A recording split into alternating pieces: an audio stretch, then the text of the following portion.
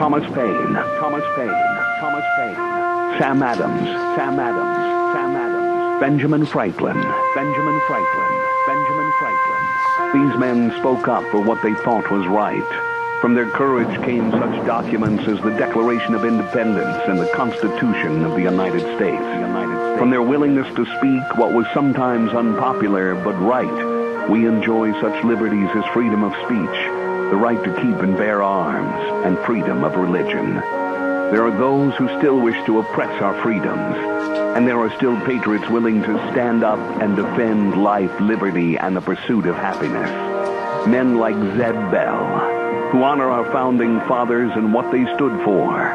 It's now time for Zeb at the ranch, speaking up and defending your freedoms. Brought to you by Magic Valley Les Schwab Tire Centers and all of the other great advertisers on the program. And now, Zeb Bell. A long time ago, Sir Walter Raleigh said this: "It is the basic principle of a tyrant to unarm his people of weapons, money, and all means whereby they resist his power." Does that remind you of anyone? Good morning, everybody. Here comes Kate Smith and God Bless America, followed by a patriot with our Pledge of Allegiance. I'll go kill some flies. I'll be right back.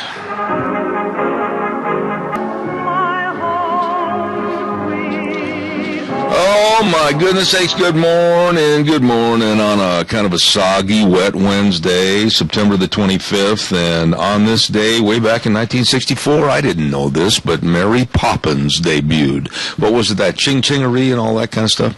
Anyway, good morning, everybody. I'm Zeb Bell at Zebra at the Ranch, brought to you by our major sponsor, your Magic Valley Les Schwab Tire Centers, all 7 locations serving you, along with some of our great advertisers, including Lee's Furniture, Floors, and more at 459 Overland in Burley, and of course our friends at Western Way Services, always, what are you giving me? Always at your disposal, and all you have to do to get on the route service, oh my goodness, I didn't know he was going to call in. Call Western Way Services at 734-6969. Get rid of your garbage.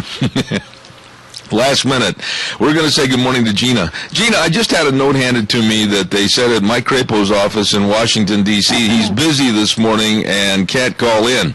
Well, first of all, they didn't tell me he was going to call in the first place. Second of all, we didn't even know. Did we ask for him to call in? No. Well, it's nice that they're proactive about letting us know that they're not going to call in. I agree. How are you this morning? I am doing just peachy. Hey, I got a question for you real quick before we take our callers with the pledge. Okay. Today, I was looking this up, and thanks to my lovely wife for finding some unusual stats and things that happen, around the world on certain days.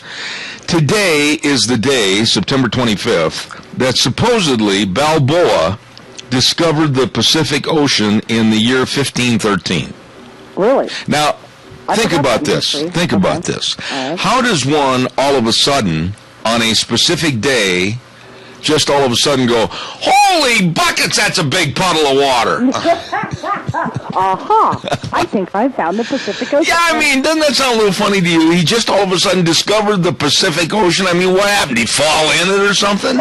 Or how did he know it was the Pacific Ocean? Yeah, well, that's the other question. I mean, what did he decide to call it Pacific, or all of a sudden his boat's floating around in a circle with no wind in the sail, and he goes, oh, man, we're in a big puddle of water here. This must be the Pacific Ocean. I mean, how do you know, Balboa? I'd like to call him and get him on my program. Now, wasn't it back then that they actually thought that the world was flat anyway? Well, years earlier. I mean, that was before Columbus, remember? Mm-hmm. And this is in 1513. They were much more progressed at that time. I mean, after all, they had cell phones and telephones and everything, The smoke signals on the ship and the telescope. Can you see Balboa at the head of that ship, or what do they call it, where the captain stands by the wheel and everything? Hey, I think we found discovered the Pacific Ocean. Now, come on. He was. Odd things that we learn in history. Yeah. Anyway, I thought that was a little weird. I thought that was kind of funny. Speaking of weird, who's going to do the Pledge of Allegiance this morning? Okay, so Abigail is sick, so we've got her little brother Carver on for the pledge. Oh, and good. And we have Mr. Michael Rogers on for the West. Well, Carver, good morning. Give us the pledge, please. Go ahead. I pledge allegiance to the flag of the United States of America, and to the republic for which it stands, one nation, under God, indivisible, with liberty and justice for all. Oh, my goodness. We have found another champion Pledge of Allegiance giver in Carver. Carver, that was outstanding. You deserve an A for the day. No matter what you want, your mom and dad will get it for you, okay? Okay, goodbye. Thanks. I love that. Wow, that was good. Carver, way to go. Hey, it's time for the weather forecast, and it's brought to you by Rock Creek Growers on the corner of Maxine Lane and Irene Streets in Kimberly. Big percentages off on trees and shrubs and plants and materials that you need to beautify your home and your gardens and everything else. Oh, my, these people are good. Rock Creek Growers, corner of Maxine Lane and Irene Streets in Kimberly, 423-6800. Really good folks. Here now, Michael Rogers weather. Good morning. It's going to be wet. It's going to be cool, and it's going to stay that way for today, tonight, tomorrow. Tapering off tomorrow night, coming out of it by Friday, and we're going to be looking to have a very nice fall weekend as we get to Saturday morning, everybody. Got a storm coming through. You're on the backside of it now, of a cold front. So the temperatures are going to be cool. 54 for the high today. You might want to throw a sweater on if you're used to nice cool temperatures. But otherwise, fall weather, fall storm, no major watches or warnings are in effect as a result of this storm. It's just rain. So other than that, enjoy the day. Enjoy the weather. It's the only weather you got. There's my buddy MichaelRogersWeather.com. Brought to you this hour by the greatest place for the beautification of your property. They've got it all at Rock Creek Growers, corner of Maxine Lane and Irene Streets in Kimberly. Thank you, Michael. Well, good morning, caller. You're on the air. Well, good morning to you. Yes, sir. I got some information that I need you to give to me. Okay. What can I do for you quickly? Okay. We got this filibuster going on with Ted Cruz. I'm interested if you can tell us, or anyone else could call in and tell us, what the rules are there. Well, first of all, Keith, it's not. Or to go to the restroom, or yeah, he gets 10-minute breaks. Or anything while somebody else is speaking. Yeah, he gets 10-minute breaks, and he can have somebody fill in for him because of the need for bodily functions, etc. But it's not a filibuster. I want to clarify that it is not a full-fledged legal filibuster. He has to be done by noon, and the filibuster goes on and on and on and on and on and on and on. This is not a full-fledged filibuster. So I can't call it that because it's not that. It is, I think, a very emotional statement by a senator that's standing up and taking a lot of verbal abuse, not only from the dim Dems, but also from the Republican Party, those that are jealous of him. I think he's showing that he's standing up against Obamacare. I think he's showing the Bill O'Reillys of the world that are dimwits and sometimes very dumb when it comes to understanding why he's doing it. And I think the rest of the Republican Party should be ashamed for not supporting him in the chambers of the Senate. You know, I think he's a very gallant man for standing up and doing that. And you know who he reminds me of? Who's that? Zeb Bell. I don't know about that, but I've been accused of standing up and talking too much. What you think is right, and you'll stand toe-to-toe, and if it comes to it, you may even give your life for what's right. Is that true? Well, you know, Keith, nobody knows under the circumstances what anyone would do under a pressure situation, but I do know this, that I will stand up for what I believe is right and the morality and the way that I was brought up. The way things were or the way things ought to be, that's my philosophy. I don't agree with where we're headed. I think we're on the wrong track. I think the liberals have absolutely confiscated and stolen the moral value of this country, and I'm going to do all I can to tell everybody I think they're repugnant and they need to go down in a blaze of flames. I can't be any more honest than that.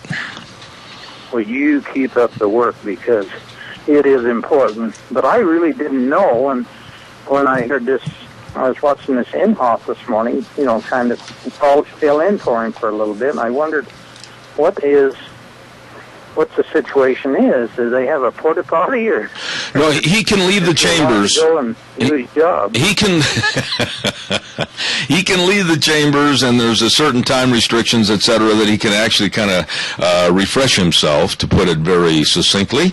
And but I tell you what, it's not a full-fledged filibuster, because he is going to have to terminate everything he's doing by noon today for the Senate vote. Keith, I got to get a commercial in, but I appreciate your call and your comments as always. Thank you, sir.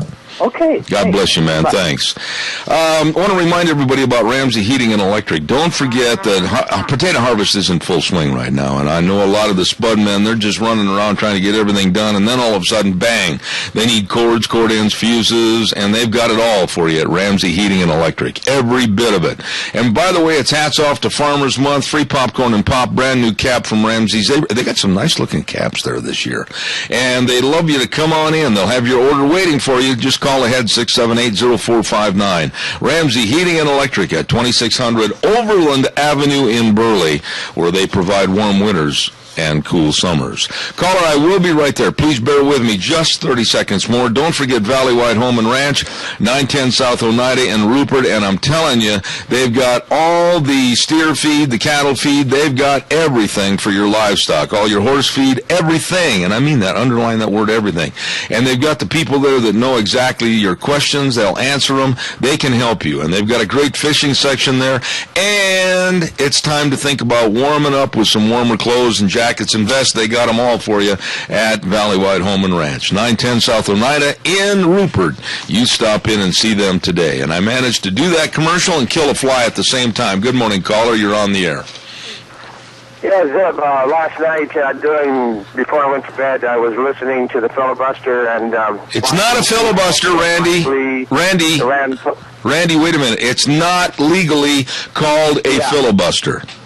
Yeah, I know, because, well, unless I'm wrong, it's because he's a freshman senator and he can't filibuster. Is that correct? Well, there are some certain rules and regulations regarding freshmen and new people coming into the Senate, etc., but it's not a filibuster because he has a certain time frame that he must finish, and he has to be off of that docket and off the podium by noon so they can vote. Well, as I watched as Mike Lee and others were helping, and then, of course, Dick Durbin tried to defend it. Oh, boy. And he did a poor job, I thought, and, of course, nobody can defend this thing. But the thing that always strikes me is, as this morning I'm watching to see who's standing up and helping Ted Cruz. I see Rand Paul and Mike Lee again and others. And I say to myself, I'm going to call back to D.C. 202-224-3121 and ask why Mr. Crapo and Mr. Risch aren't up helping. I agree. And now, let me ask you a question there. Mr. Crapo's office, and I left a passionate message, but nobody answered.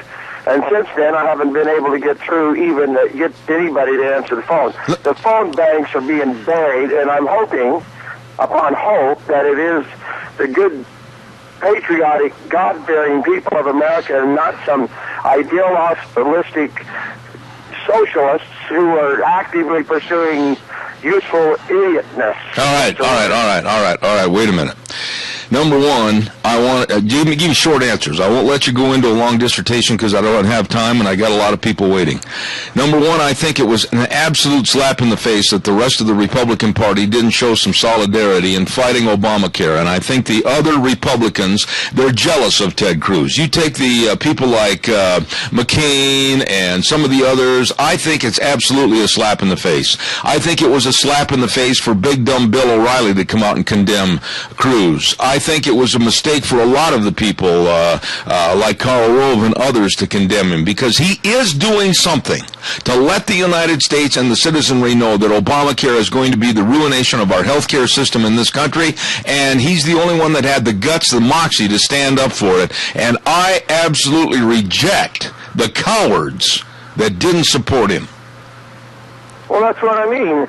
That's the reason why Risch and Crapo have no fear of not being reelected. I mean, those guys are going to be in office forever, probably, okay, until they quit or something terrible happens.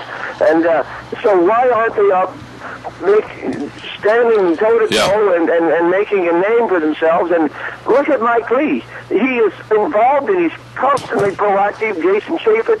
You look at Simpson and you look at Claypool and Risch. Where are they? Yeah, I agree with you, Randy, and I'm 100% spot on with your opinion, because I'll tell you something.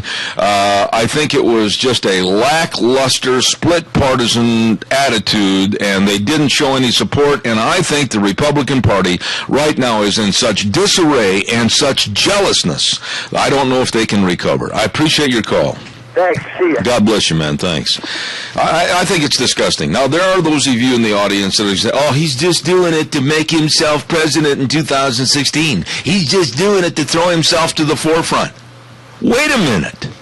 Is he any different than some of the carnival shows by the Democrats? Some of the carnival atmosphere from Hillary Clinton? Some of the carnival atmosphere that Obama had years ago? Some of the carnival atmosphere of Bill Clinton and others? No! And I'm telling you, if he's doing this to repeal Obamacare, which he's the only one that had the guts to stand up there overnight, God bless him.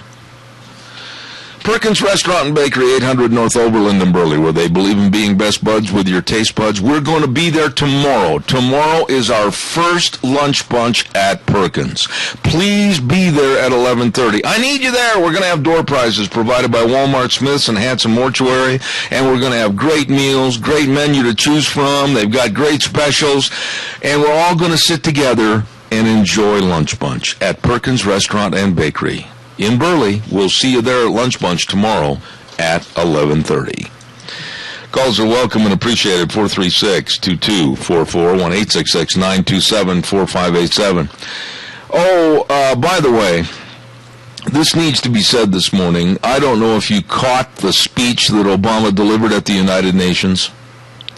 And what really gets me is when people say, oh, man, that was a great speech. Why, he really showed the United Nations. Why, he really told them off at Syria, and he really told them off over in Iran.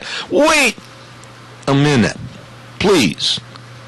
A lot of the pundits are saying that Obama's speech was very powerful, very dynamic. Wait, stop. Since when does any person, regardless of whether it's Obama or not, any person with targeted verbiage, they can sound tough and they can tell you what you want to hear. But really, words do not make strength. Think about what I'm saying. Obama has been a milquetoast president, basically a coward on a lot of issues. And now all of a sudden he comes out and he did say some things that raised eyebrows yesterday.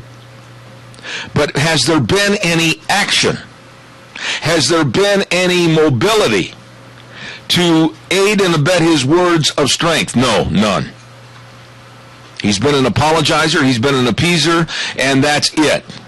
You go ahead and tell me, oh my goodness, I thought that speech was phenomenal. Boy, he really told them. Well, anyone can have speechwriters and or themselves write a speech that's going to sound dynamic, tough, and very, if you will, durable. And all it was words. All it was words. We want to see the action and the attitude, and that hasn't changed.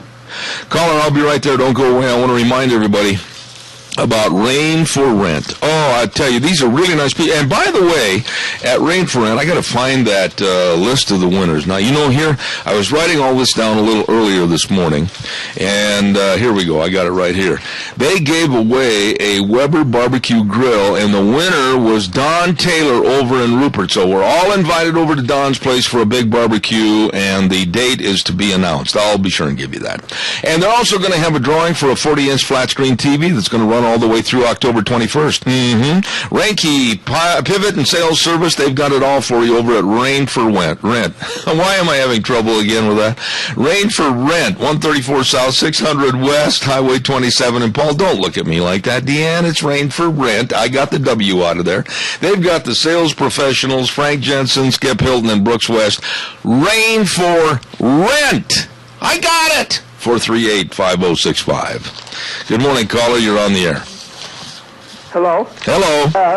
What I noticed about that speech was that he stopped every few seconds because he didn't have enough to say and paused, and then he'd go on a little bit and then pause. Did you notice that? President Obama, let me ask you a question, ma'am. In return, you asked me a question. I haven't given a direct answer, but I think I will in the way I phrase this. President Obama, without a teleprompter, is a very, very poor public speaker. He has very many verbal pauses. He goes, and all this. He's very, very poor at public speaking. But with a teleprompter, he can follow along, and he can read where it says, pause for effect, and all this type of thing. President Obama has speechwriters like every other president has, and they're trying to convey a message that they're powerful and dynamic. But my question back to you is, this man has apologized for the United States. This man has always been basically down on his knees and groveling about our past supposed transgressions, and now all of a sudden in one speech he tries to sound tough. I'm not buying it. What about you? No. But about on our knees, we need to be. Amen, but only in the prayer to the Lord Almighty above. Thank you. Thank you very much. Well said. I tell you, I'm frustrated. That speech absolutely did nothing for me. But then again, here's O'Reilly last night praising the president. I don't like Bill O'Reilly. I know a lot of you are going, why, that's almost sacrilegious. Why, he's supposedly a conservative talk show host, and you don't like him? No, I don't like Bill O'Reilly. He is, I think, an undereducated thug. Woo. A lot of people don't like that. Bill O'Reilly has been proven wrong on numerous issues, numerous times, on numerous programs. And he will try to ballyhoo through the mess of lack of information because he doesn't understand, and basically condemn the people that are on the program and try to talk over them to the point where their point is right and his point's wrong because he's uneducated. And I honestly think Charles Krauthammer and others of that ilk, far more educated, far more able to get their point across in a very succinct manner. And Bill O'Reilly is slipping in the polls. Don't listen to these fictitious promos and everything else. Bill O'Reilly's number one and all this. He is slipping in the polls, and Fox News is doing some major shifts in programming as far as who's going to be in certain time slots to better serve a more interested audience, and it's not all leaning in Bill O'Reilly's favor. It's Travel Loop Supply time. We got to talk about Jim and the rest of the crew at Travel Loop Supply, 1050 West, 203 south of Hayburn, right there at Jim McCall's farm. And they've got all the grease guns, and they got all the grease. Yep. Well, what do you want a grease gun for if you haven't got any grease, for heaven's sakes? And they got all the window wash for the trucks, and they got all the ability to clean your air filters and send them back to you so you can reuse them. Save money. And they got all your shop towels, and they got Bubba ropes. You get stuck in the field, they got Bubba ropes. They can pull... I'm having a heck of a time today. Gina's giggling. They can pull you out of the field with Bubba ropes. You just get a hold of them today. Travel Loop Supply, 1050 West, 203 south of Hayburn. Travel Loop Supply. It is time. I'm going to take a little break here and put some water on my lips. And we're going to have the Capital Press Ag Minute, and it's brought to you by Pacific Steel and Recycling at 320 West Main in Burley. Here's the Ag Minute. Today's Ag Minute brought to you by the Capital Press, the West Ag Weekly. Longshoremen have taken to the countryside in their ongoing labor dispute with several Northwest grain handlers. Several representatives of the International Longshore and Warehouse Union have recently gone on road trips to rural communities in Washington and Montana to protest the grain handlers' actions and try to win favor with farmers. Along the way, they've picketed grain elevators owned by Columbia Grain, United Grain, and Lewis Dreyfus. A labor contract between ILWU and several Northwest grain handlers expired a year ago. Negotiations failed to generate an agreement over work rules, and handlers imposed a new contract at the end of 2012. The Longshoremen's Union and grain handlers are set to hold a meeting on October 3rd. For more agriculture news and information, turn to the West Ag Weekly, the Capital Press, and capitalpress.com. Pacific Steel and Recycling at 320 West Main in Burley, 100% employee-owned, and they have been for over 25 years. National Recycling Day is coming up in November on the 15th. Stay tuned for lots of specials and free prizes and giveaways from Pacific Steel and Recycling. Really good folks. 320 West Main in Burley, 678-2321. This is not happy. This is a milestone that I wished would never have happened. And today, September 26th, is the 1-year anniversary of Pastor Saeed Abedini's imprisonment over in Iran. And I urge everyone today to pray for Pastor Abedini, to pray for his release, to pray for some kind of human decency and common sense from the Iranian government, and to pray that this man comes home to his family. And we've tried to do all we can on this program to be of help and assistance, and we're going to continue to do so. You know my feelings on this. You know that I'm going to be very hard-nosed about anybody that calls and says, well, he shouldn't have been there anyway. Don't ever, ever, ever tell me that on the radio again. This man was over helping children establish an orphanage. He had been welcomed over by the Iranian government. He was duped and trapped into a very malicious attitude against him because he's a converted to Christianity, and they put him in jail. And this is the 1-year anniversary, and we pray for his release. Good morning, caller. You're on the air. Good morning, Zeb, and yes, we do. We pray the best we can for that gentleman. And something came up yesterday, and I thought I'd better bring it to your attention. I believe Rich and Crapel both voted for Kerry and Hagel to be confirmed. Mm-hmm. Well, looky what Mr. Kerry's going to do now. He's going to go ahead and sign, according to the news last night, he is going to sign onto that UN gun thing to start taking away the Second Amendment to the United States. Yeah.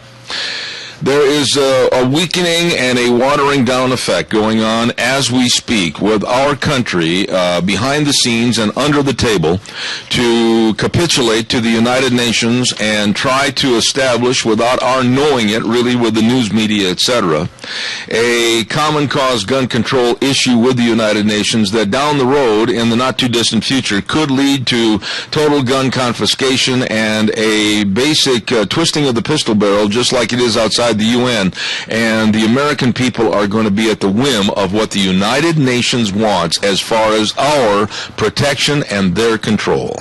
That's why I want him arrested, tried as a traitor to the United States and the United States Constitution and breaking his oath of office. Al, why is it, in your opinion, and before we answer any questions, how's Polly doing this morning? Well, I'm finding out later. Hopefully I can bring her home tomorrow. Oh, God blessings. God's blessings. Al, many people forget that back in the 70s, the Vietnam anti-war folks included one of the actresses from Hollywood that I absolutely despise, and that's Jane Fonda. I have right here in my file, sitting on my desk, a picture of John Kerry and Jane Fonda at an activist activity, if you will, regarding Vietnam. And John Kerry was one of the biggest pacifists and activists against our troops in America and Vietnam. And now this dolt is the Secretary of State? Well, I said it all along, he's nothing but a no good traitor, and that's why he should never have been given them medals. And when he threw them across the fence, right then and there, he should have been arrested as a traitor to the United States because of what he was doing against the United States people. Why is it that the left, the liberals, the dim-dems, there is a nature of basically flag desecration and morality and going against the Constitution, and it seems like they accept that? Well, it's just like everybody else like he's doing. It's all money because the Soros is putting up, and this is going to be the 6th country that Mr. George Soros has helped bring down to its knees. We got to get that Jordan Shore clear out of the United States. Well, we've got a lot of things that need to be loaded on a barge that's going to sink somewhere off the coast of New York, maybe about 500 miles out. Pull the plug. Pardon me? I did. I'll pull the plug. I did that with a boat once, and it works. Anyway. Yeah, I do. God bless you, and our best to Polly. You betcha. Thank you, sir. Thank you very much. Here's a guy sitting next to Jane Fonda, anti-war, condemning our troops while our American soldiers are dying in Vietnam. John Kerry. And sitting next to the likes of Hanoi Jane Fonda, and ranting and railing against the United States, and then years hence becomes the so-called honorable Secretary of State. That just shows you the pitiful situation and complete disarray of any value of the Democratic Party led by Barack Hussein Obama. Let's not forget our friends at Middlecoff Ford Lincoln Body Shop. Now, I can tell you from firsthand experience, we had a horrendous claim not too many months ago with a fire that just literally burned up the front part of my pickup. And I was so impressed with Middlecoff Body Shop. They went in, took care of the problem, and everything is working great, looks great. They know their job. All you have to do is call and schedule an appointment at 736-2490. 736-2490. Middlecoff Ford Lincoln Body Shop, 1243 Blue Lakes Boulevard North in Twin Falls. And please get a hold of them today. They strive to make your vehicle repairs very undetectable. Large or small, they do them all at Middlecoff Body Shop in Twin Falls. Caller, good morning. You're on the air. Yes, good morning, Ted. The people in this country have got things so messed up. During the Vietnam War, who do you think was behind the North Koreans? Who do I think? Soviet Union. Yeah. Cost us many of our young people. Today we have a president who is in love with Vladimir Putin. And who do you think is behind these terrorists that we've got right now, supplying them with all kinds of RPGs and AK-47s? The Soviet Union. Well, not only that, but don't realize that. I agree with you. The Soviet Union is using and collaborating with any and all forces to be a very, very dark and sinister enemy of the United States. That's not going to change, never will change. But we've got such a mess over in the Middle East, and I cut a map out of the paper, as a matter of fact. And when you look at the Middle East and you go around the circle, Syria, Iraq, Iran, Saudi Arabia, now Somalia, and we're talking about now Nairobi, Kenya, and we're talking about Egypt and all the other countries that are surrounding our only ally over there, itty-bitty Israel. And it's amazing to me that this administration can't be more protective of our only ally and understand that these people are sinister and they want to kill each and every one of us. You know, people like Kerry and Jane Fonda and the rest of them don't seem to give a darn that the Muslim terrorists have declared war on the world. Yeah. And right here in our own country, we are being surrounded by these training camps, these Muslim training camps that we've got here that are preparing to strike us within our own country as soon as the time is right. Well, let me ask you a quick question, Tony. You and I have talked about this off the air and then on the air also. And I'm just going to throw this at you and anybody else that wants to discuss it this morning on the program. The College of Southern Idaho is so quick to bring in so many refugees on their refugee program, and really I don't think they know any backgrounds or anything else. I know a lot of them are from Somalia and other portions of that part of the world. How do we know? How do we know what their political affiliations and or wants and whims are? I want to know, because if we're going to pay the bill and let them in here, I think we ought to have better background checks. That's right. We need background checks on everybody coming in, but right now this country is so filled up with our enemies, and Barack Obama is more interested in his golf scores than to what is bringing our country down. Well, and I'm going to say this, and I'm not protecting Obama. Don't ever take this the wrong way. Each and every one of us has to have some R&R away from our duties, away from our pressures of our job, away from the pressures of life, and just get away. That's okay once in a while. I understand that. But when you look at this man just basically getting away any and all the time to go play golf, or any and all the time to be basically campaigning 24/7 instead of being a president and leading, I have no respect for this man. Well, I think basically what CSI and a lot of these other school systems are producing right now is a nation of quislings. I can't argue that. You know where I'm going with this. I do, and I'm just very upset that we seem to be more concerned about helping others from other points of the compass and the world, but yet we have students, we have problems, we have families, we have teens that live right here in this good old United States that are being swept under the rug. Tony, I got to run, but thank you so much, my friend. Thank you. Don't forget the Ambulatory Surgery Center at 1344 Highland Avenue in Burley. Oh, my goodness sakes, they have some wonderful people there. Call 677-8888 for doctors that really, really care.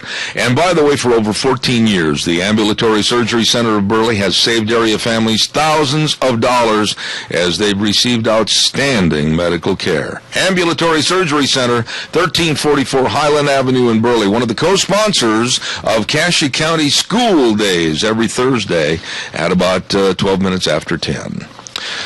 Calls are welcome and appreciated. 436-2244, 1-866-927-4587.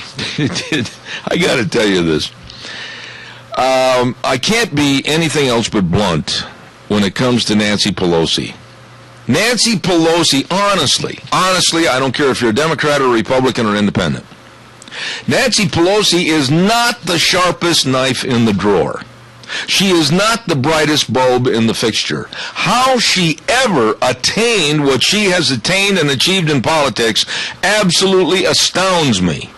I'm absolutely sitting here in the back row with my mouth wide open, and I just can't understand how she's done what she's done and how she has achieved what she's achieved. Because she is not very intelligent. She just proved that again, and it was caught on tape.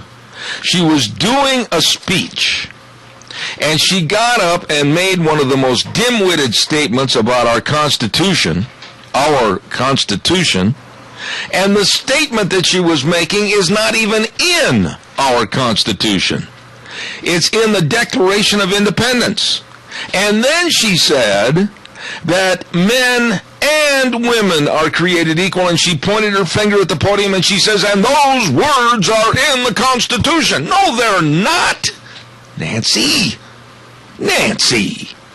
shame on you for being such a dim bulb. Please tell me where in the Constitution you came up with that, because it's not in the Constitution. And she came out and forgot about the Declaration of Independence, and it doesn't say women. It says men. And I hear your microphone on, and when I hear that and the breathing, I know you are ready to go to Fifth City. All I have to say is I want to know who her speechwriter is, because they need to be fired. You know, how can you be, after all the years of public service and Speaker of the House and everything, and she said that she became a little confused. A little confused? Gina, that's just being a bumbling idiot. Well, you know, okay, so I would figure this. Because they are serving our country, that in every congressman and congresswoman's office, there is a copy of the Declaration of Independence and the Constitution. Do you think? Well, common sense would tell me, yeah. And I would think that they would at least glance at that and know the words of every sentence every single day, because it is what they serve. Am I correct on this? I know, but it's just making me want to run through the starting gate here. I'm so mad that here's a woman that supposedly has devoted her life to politics and our country, and she doesn't know the words. There is no reference to women in there. There is no, honestly, truly, there is no reference to women in the Constitution or into the Declaration of Independence. Now, it might be implied, but the word woman is not in there. Yeah, but implication is a vagary. Woo, that's pretty heavy stuff from me, isn't it? I know, that's a big word. Yeah, implication is a vagary, and it can be determined and implied and interpreted any way the person wants it to be. But in this case, how could a woman... How could somebody that's supposedly one of the leaders, and can you imagine? She was just, while Speaker of the House, heartbeats away from being the president. Oh, my goodness! Well, the only reason she got her, and this is my own personal opinion, I have no facts on this, money is the reason why she's been in office. Do you think, Gomer? I think so, and I think she needs to fire her speechwriters. I think that she needs to go back and to really examine the Constitution and the Declaration of Independence, word for word. But isn't that the case? Isn't that the case, my dear Gina, with almost everybody in political office? Absolutely. When you hear these faux pas, and you wonder about our younger generation coming up and whether they're being taught right and everything. I have no excuses for Nancy Pelosi. She's done this time and time again. But to stand up there and say that this is in the Constitution and then add words to it that aren't there, I find that highly offensive. Of course, I've always found her offensive anyway. Well, I find it offensive, too. I mean, if you are going to be an elected official, you need to have copies of both in your office, and you need to look at those every day because those are the words that you live by. Amen. Amen. Amen, brother. Go to the mountaintop. There you go. Thank you. Oh, that one more time. I mean, that's worth it. Thank you. It's time for a weather forecast right now, brought to you by Sportsman's Warehouse, and of course, they're located at 1940 Bridgeview Boulevard in Twin Falls. Number to call, 737-9900. They are the great indoors for those who love the great outdoors. I love this store. They've got all the quality products. I mean quality products for the serious outdoor enthusiast. Everything is, just take time, take a vacation and go there every day. You're going to love it. Sportsman's Warehouse, 1940 Bridgeview Boulevard in Twin. And here now, Michael Rogers weather. Hello, everyone. Michael Rogers of MichaelRogersWeather.com. We are on the backside of that blue line with arrow pointing to the east, known as a cold front. Showers for today. It'll continue through tonight. Tomorrow night it'll start to taper off as we work our way toward the weekend, tapering off on Thursday night. Chance of showers on Friday, and then the weekend is looking pretty good. But as a result of being on the backside of a cold front, temperatures are cooler. Look for a high today of about 54. That's your weather. Enjoy it. It is the only weather you've got. Thank you, Michael. Brought to you by Sportsman's Warehouse, 1940 Bridgeview Boulevard in Twin Falls. I got to tell you this story, and I'm probably going to get Gina involved in this in just a moment. But give us a call, 436-2244, 1-866-927-4587. The Democrats, now listen carefully to what I'm going to say. The Democrats are blaming possible increased hunger and starvation and woe to us attitude on the poor people not getting enough food stamps. They're blaming the Republicans. And they're saying, oh, those nasty, dirty Republicans are cutting $39 billion in food stamps, and people are going to go hungry. Oh, this is terrible. Damn those Republicans. That's what they're saying. Wait a minute. Stop the bus, Gus. Keep your foot on the brake. The reform of these food stamps is over a 10-year period. That means approximately $4 billion in savings per year, and it amounts to a nickel, 5 cents, a nickel out of every dollar in cuts. That's it. A nickel. And the Democrats are going ballistic, saying the Republicans are trying to starve everybody. But now here's one of the clauses that the Republicans are standing for on the food stamp cut, and I agree with it 100%. That the food stamp program has waived over the years the work requirement that was put into the food stamp program, and the Republicans are saying, well, wait a minute, we're going to re-implement that, which was in there from the get-go, that able-bodied adults could only use food stamps for 3 months in a 3-year period if they did not work or work less than 20 hours a week. My question is, what's wrong with that? Why do we have to keep giving freebies? Why do we have to let the deadbeats that are able-bodied, keywords right there in the bill, able-bodied adults, why do we have to let them and allow them to go home, eat bonbons, and watch Oprah on television and laugh at the rest of us that are out working every day? What's wrong with this? There are some 1.7 million able-bodied adults that should be thrown out of the program. And again, I ask the question very simply, what's wrong with that? And I hear her breathing. Good morning, Gina, again. Well, I see here, I'm actually looking at several different news stories on this one, and honestly, here's my opinion on this, because I've received some government assistance in the past. I'm not knocking that you have. No, I know that, but if you're over a certain limit and you can provide for your own family, please do so. Don't rely on the backs of the rest of the American public. Well, listen, go to, and I've got all the sources here. This story came from the Daily Caller, and it also came from the Associated Press and others. But when you figure this out, $39 billion cut in food stamps over 10 years, that equivalates to roughly about $4 billion a year, okay? Okay, right. All right, here we go. Now, the breakdown of the equivalation is only a nickel, 5 cents. Now, have you got 5 cents in your pocket? Yeah. Okay, do you figure that you waste maybe 5 cents a month? Okay, that's my point. It's only 5 cents. A nickel out of every dollar is what's going to be cut, and it's not going to hurt anybody. All it is going to be tough on the able-bodied adults, some 1.7 million, that will no longer be permitted to be a leech on your pocket and mine. And from what I'm getting from the news story is that basically these provisions are just closing some loopholes. Bingo! It's closing loopholes so those Americans who technically shouldn't be allowed to get food stamps, it's closing those loopholes to help those who actually need them will get them, and then the money will be there for them. There you go. Those that are abusing the system. You have just summed it up in a very succinct manner. Thank you. By cutting these 1.7 million deadbeat able-bodied adults and cutting a nickel from the dollars of the program, they are making sure that the program is going to be sustainable and be reliable in the future. Now, I ask you a simple question. Okay. What is wrong with that? Nothing. There's absolutely nothing wrong with that. It's making people more accountable for themselves. Bingo! I'm accountable for myself. I'm accountable for my family.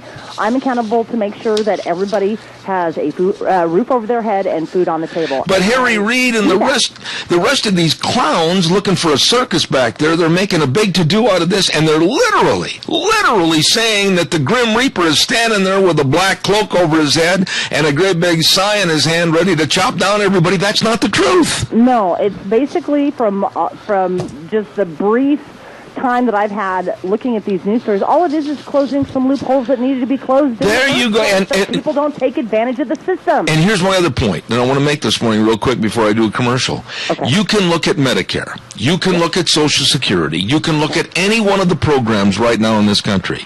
And there are loopholes, there are cuts, there are things that are falling through the cracks that can be tightened up to make sure it's maintained for future use. Exactly. We need to close those loopholes so it's sustainable. And right now, are we sustainable? Amen. No. But you know something? It takes a unified effort of being a statesman. And instead of these clowns, like I said, looking for a circus like the Harry Reids and the Schumers and the others that would rather pander to the cameras and damn and condemn the Republicans for wanting to make these cuts. But when in essence, if they don't make these cuts, the program is in jeopardy of not surviving the next couple of years. You know what? Hey, has anybody taken a look at our government? Our government is not surviving on the money that we have. Well, and that's why we're in the shape we're in, because it's bloated. It's like a dead fish laying on the beach. It's bloated, and right now the ambiguity of Obama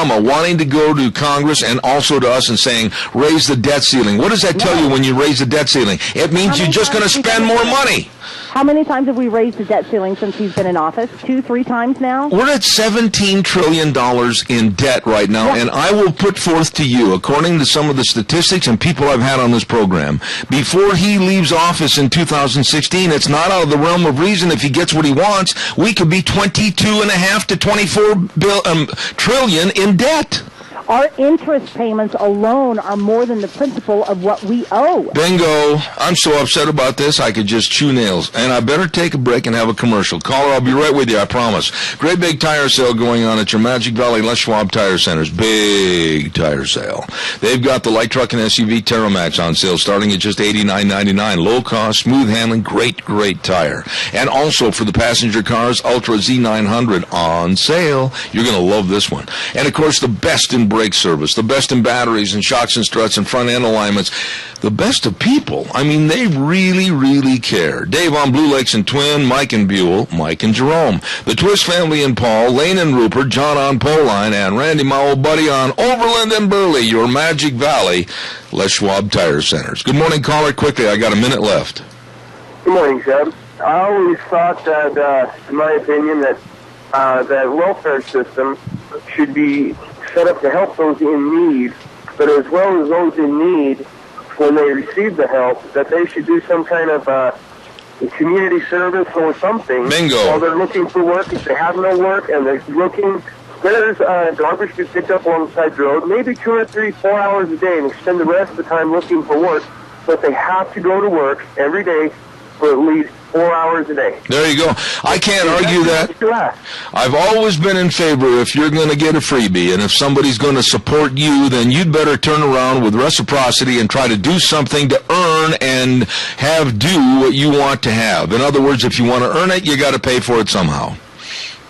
I totally agree. I mean, it's self-respect. I couldn't stand to get something for nothing without doing a term indeed. You got to run, Riley, but the same person or pass it forward. I appreciate your comments. I got to run to the news. Thanks, Riley. Appreciate it. I tell you what, we've got so many messes in this government to fix, and don't boil it down to, well, one side said this, the other side said this. They're playing partisan politics. Why don't they use 2 words? Back in Congress and also the Senate. 2 words. Common sense. Oh, my goodness, that's something they haven't tried. We'll be back in 6 minutes.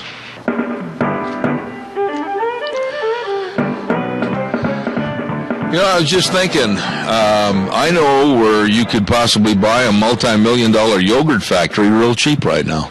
Anyway, good morning. Welcome back. Zeb at the Ranch. I'm Zeb Bell, and our major sponsor, your Magic Valley Les Schwab Tire Centers, all 7 locations serving you, along with our friends at Lee's Furniture Floors and more at 459 Overland and Burley, and our friends at Western Waste Services.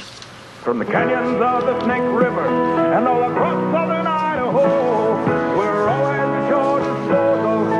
Western Waste Services, we care about our community, our resources, and this great land. Western Waste Services is lending a hand, always at your disposal. Western Waste Services. Western Waste Services, and they've got the dumpsters. Now, Deanne is trying to convince me to go ahead and have a couple of dumpsters parked in this office and just start firing at will. We could fill them. I'll tell you, they've got dumpsters in various sizes, and I've got a lot of friends that probably would come over and say, I'd like to help. Anyway, we're going to do a lot of cleaning in this office and renovating and changing around. And we need a dumpster. So I'll tell you what, they've got dumpsters in various sizes that can help you. And then when they're all filled up, they'll come and get them. Western Waste Services. Get on the route service to get rid of all your garbage. All you have to do is call them at 734-6969. Western Waste Services, always at your disposal. Let's not forget to our friends, and boy, they are my friends. I just really think the world of Joel Heward and the rest of his staff over at Hanson Mortuary, 710 6th Street in Rupert. And nobody likes to sit down and talk or plan about death and dying, but you know, It is a part of life, and we all have to be realists and say, you know what, we need to get the pre-planning information to help preserve and help protect our families with all the stress and the worry that comes up in a very short period of time. Hanson Mortuary with Joel Hewer, they can help. 710 6th Street in Rupert. The number to call, 436-5636. That number again, 436-5636. Well, it is a Wednesday, and that means we're going to jump over to another neighboring state, and that happens to be Colorado, as Festus used to say on Gunsmoke, and visit with a very good friend of ours, Doug Johnson. Good morning, Doug. How are you? I'm good, Zeb. How are you this morning? Not bad. Well, wait a minute. I say that with reservation. You know as well as I do that both of us are news junkies, and we absolutely live, sleep, breathe, and eat news. I'm going to just tell you right now that I thought that the speech that Obama gave yesterday at the United Nations was the biggest farce, the biggest joke, and the biggest false front Western building, a facade, that I've ever heard in my life. Now, go ahead and rip me apart. Why would I? I agree with you. Oh, my goodness. You know, I mean, it's that simple. The man is a fraud. He can't speak without a teleprompter, and what's put on the teleprompter by the people who control him is stuff that's, you know, really not good for America. So I agree with you fully. I said this earlier this morning, my dear friend, and you're an author of a book, and you've got the Horse Sense blog, and I've got my blog and do a lot of writing, and hopefully one of these days I'm going to sit down and finish my book. But words are just nothing but window dressing. You've got to back it up with attitude and action, and this is the first speech where he tried to put some teeth into it, and people are just, oh, what a wonderful speech. Oh, he's so dynamic. Oh, he sounded like Matt Dillon in Dodge City, but he's never done anything to back it up, and I found it to be a joke. Well, theirs is the typical left-wing response. You know, they worship him anyway. They see him as the Messiah. They've got that complex about him. He has it about himself.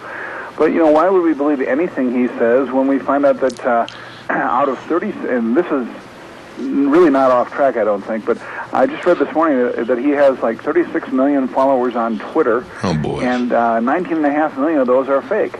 His wife, about a third of hers are fake. It's all a fraud. We also learned that he said to somebody yesterday speaking about smoking, and not just that he quit smoking because he was scared of his wife. Well, that's no surprise. It's obvious she wears the pants in the family. But the fact is that he tells the guy he hasn't had a cigarette in 6 years, when the fact is we know he was smoking as recently as early 2010. And so, you know, nothing he can talk about is truth, so why would we believe this either? That's what amazes me. Yeah, now, wait a minute. You know, you and I, we've had some good discussions. And I got to tell you that there's another dim bulb in the light fixture, and you know who it is within the Democratic Party, and her name happens to be Nancy Pelosi. Oh, shock of all shock. And she made absolutely one of the biggest gaffes that I have ever heard in my life when she was referring to the Constitution, and she meant the Declaration of Independence, and she messed up the words. Here is a public servant that was just a heartbeat or two away from possibly becoming president.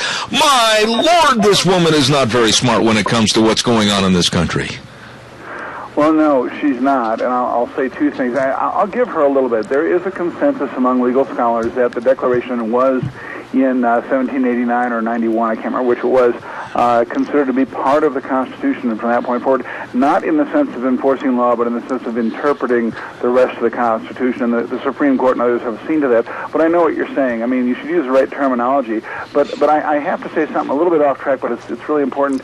I don't know if you saw it, Zeb, but I have to give the Catholic Church credit because, as I understand it, the Vatican Court has announced that Nancy Pelosi is no longer allowed communion because of her stand on abortion. And as I understand Catholic doctrine, and I'm no expert because I'm not a Catholic, but I understand that this is essentially the same as excommunication. Yes. So I give them credit for taking a stand. Yeah, but you know, when she adamantly, and I don't know if you saw this speech, it's going viral now on a lot of newscasts because of her absolute unknowledgeable attitude. She was adamant that it says that all men and all women are created equal. And she went on and she said, those words are in there. And she pointed her finger at the desk. Well, first of all, there is no mention of gender other than men in the Constitution or the Bill of Rights. Women are not mentioned. Well, I would agree with that, but we'll have a little challenge for you here. But on the same count, it refers in our founding documents to people who are black as being 3/5 of a person, which we know isn't accurate. But I think when it refers to men, while technically at that time in history, men were the ones who carried the majority of rights, I think it would be safe to say that a proper interpretation would be men refers to mankind. Yeah, but we can't put words... That, but I know what you mean. To say men and women is in there. But this is typical Nancy Pelosi. You know, this is a woman who said, we got to pass Obamacare so we can find out what's in it. That's right. You know, there's no common sense in this head at all that she has. But you know, Doug, you know as well as I do, we can make excuses for politicians when they say or create a faux pas. But I'm one of these kind of guys that's a purist. If it doesn't use the exact word or the exact phraseology, why twist it to suit your own means? It says, we hold these truths to be self-evident, that all men are created equal. It doesn't say men and women. Let's leave the verbiage alone, and if you want to twist it to your modern time terminology, go ahead, but make sure the reference is there that you inserted it, and it was not there originally. No, I would agree with you entirely, and the fact is if she would have said all men are created equal, she could stand on the argument that men means mankind, and I don't think anybody would argue with that. There's nobody in America today that I know of that has any sense of sanity at all that would disagree that men and women both are equal in the eyes of God and the law. But I agree with you on the accuracy of the wording. She's way off base, and we should be accurate. Accuracy is important, and I think we've become too lax in that these days, and our leaders should be the ones to lead the charge on that. I've got to do a commercial break, and when I come back, I want to talk to you about Ted Cruz. I don't know if we're on the same page about Ted Cruz or not. It'll be interesting, so stay tuned. More of Doug Johnson in just a moment. Don't forget Burley Glass, 1029 Overland Avenue in Burley with my buddy, Gentle Ben. This man knows windows. This man knows energy efficiency. This man knows the atrium windows, and this man knows that if they put them in your home, you're going to be a happy camper. They're working hard to provide great service to all the communities in Magic Valley. Burley Glass, 1029 Overland Avenue in Burley with the atrium windows, and my buddy, Gentle Ben. You get a hold of them today. Call 678-1459. Also, real quick, I want to remind everybody about our two great insurance people that you're really, you need to talk to them about protection on your life insurance, health insurance, retirement planning, employee benefits, everything for your security, your business security, your family security. Dean Cameron, Todd Siemens. Cameron and Siemens Insurance, Highway 24 in Rupert. Please write the number down and call now, 436-4424. 436-4424. Cameron and Siemens Insurance. We're on the air with a good friend of mine from Colorado, and that's Doug Johnson. Now, Doug, I'm going to state my case on this. You tell me if you disagree.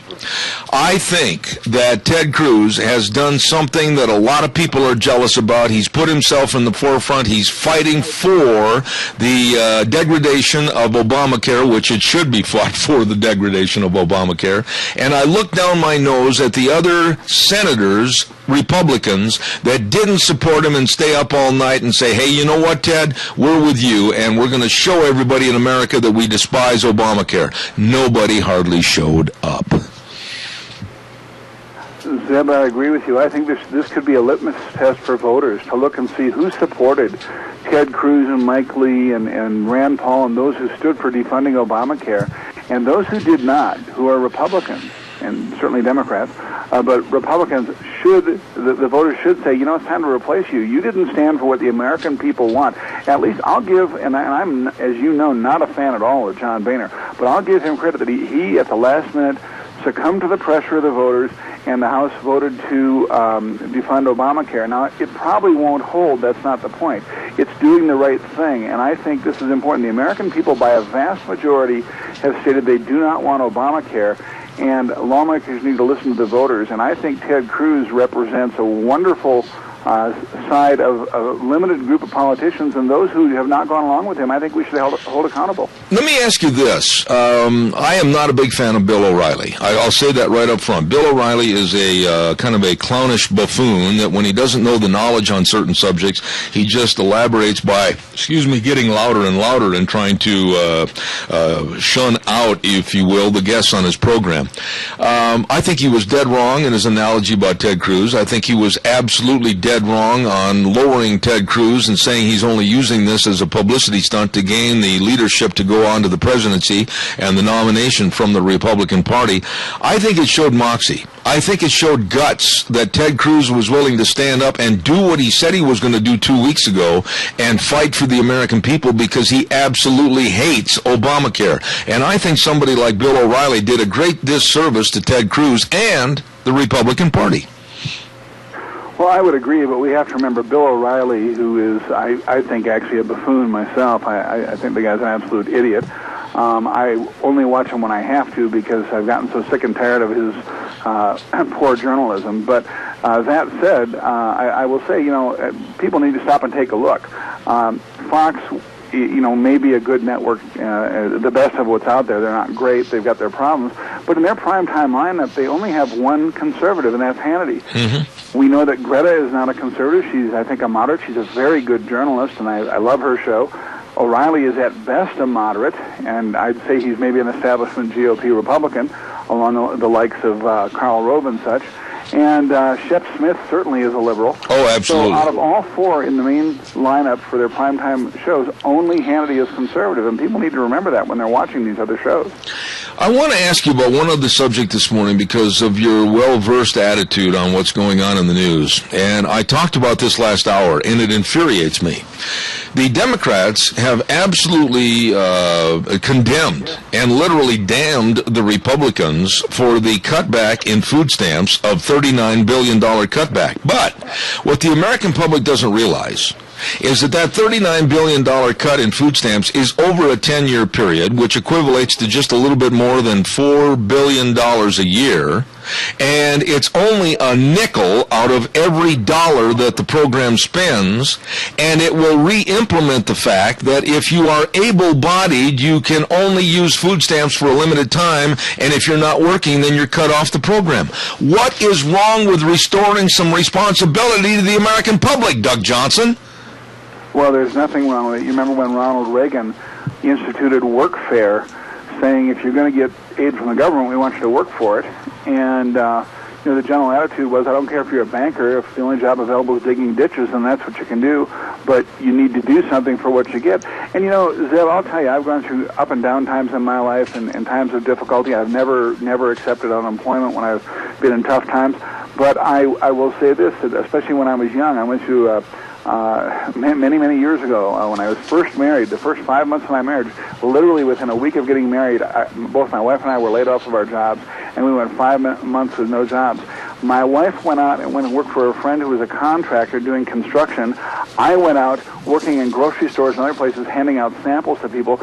And when friends confronted me later and said, holy cow, you were a big executive and you did this, and I said, there is no shame in hard work. The shame is in not working. Amen. So I think we should reinstill the concept of hard work is good. But when you look at 1.7 million able-bodied adults have been leeches on the system, and I'm going to use that word.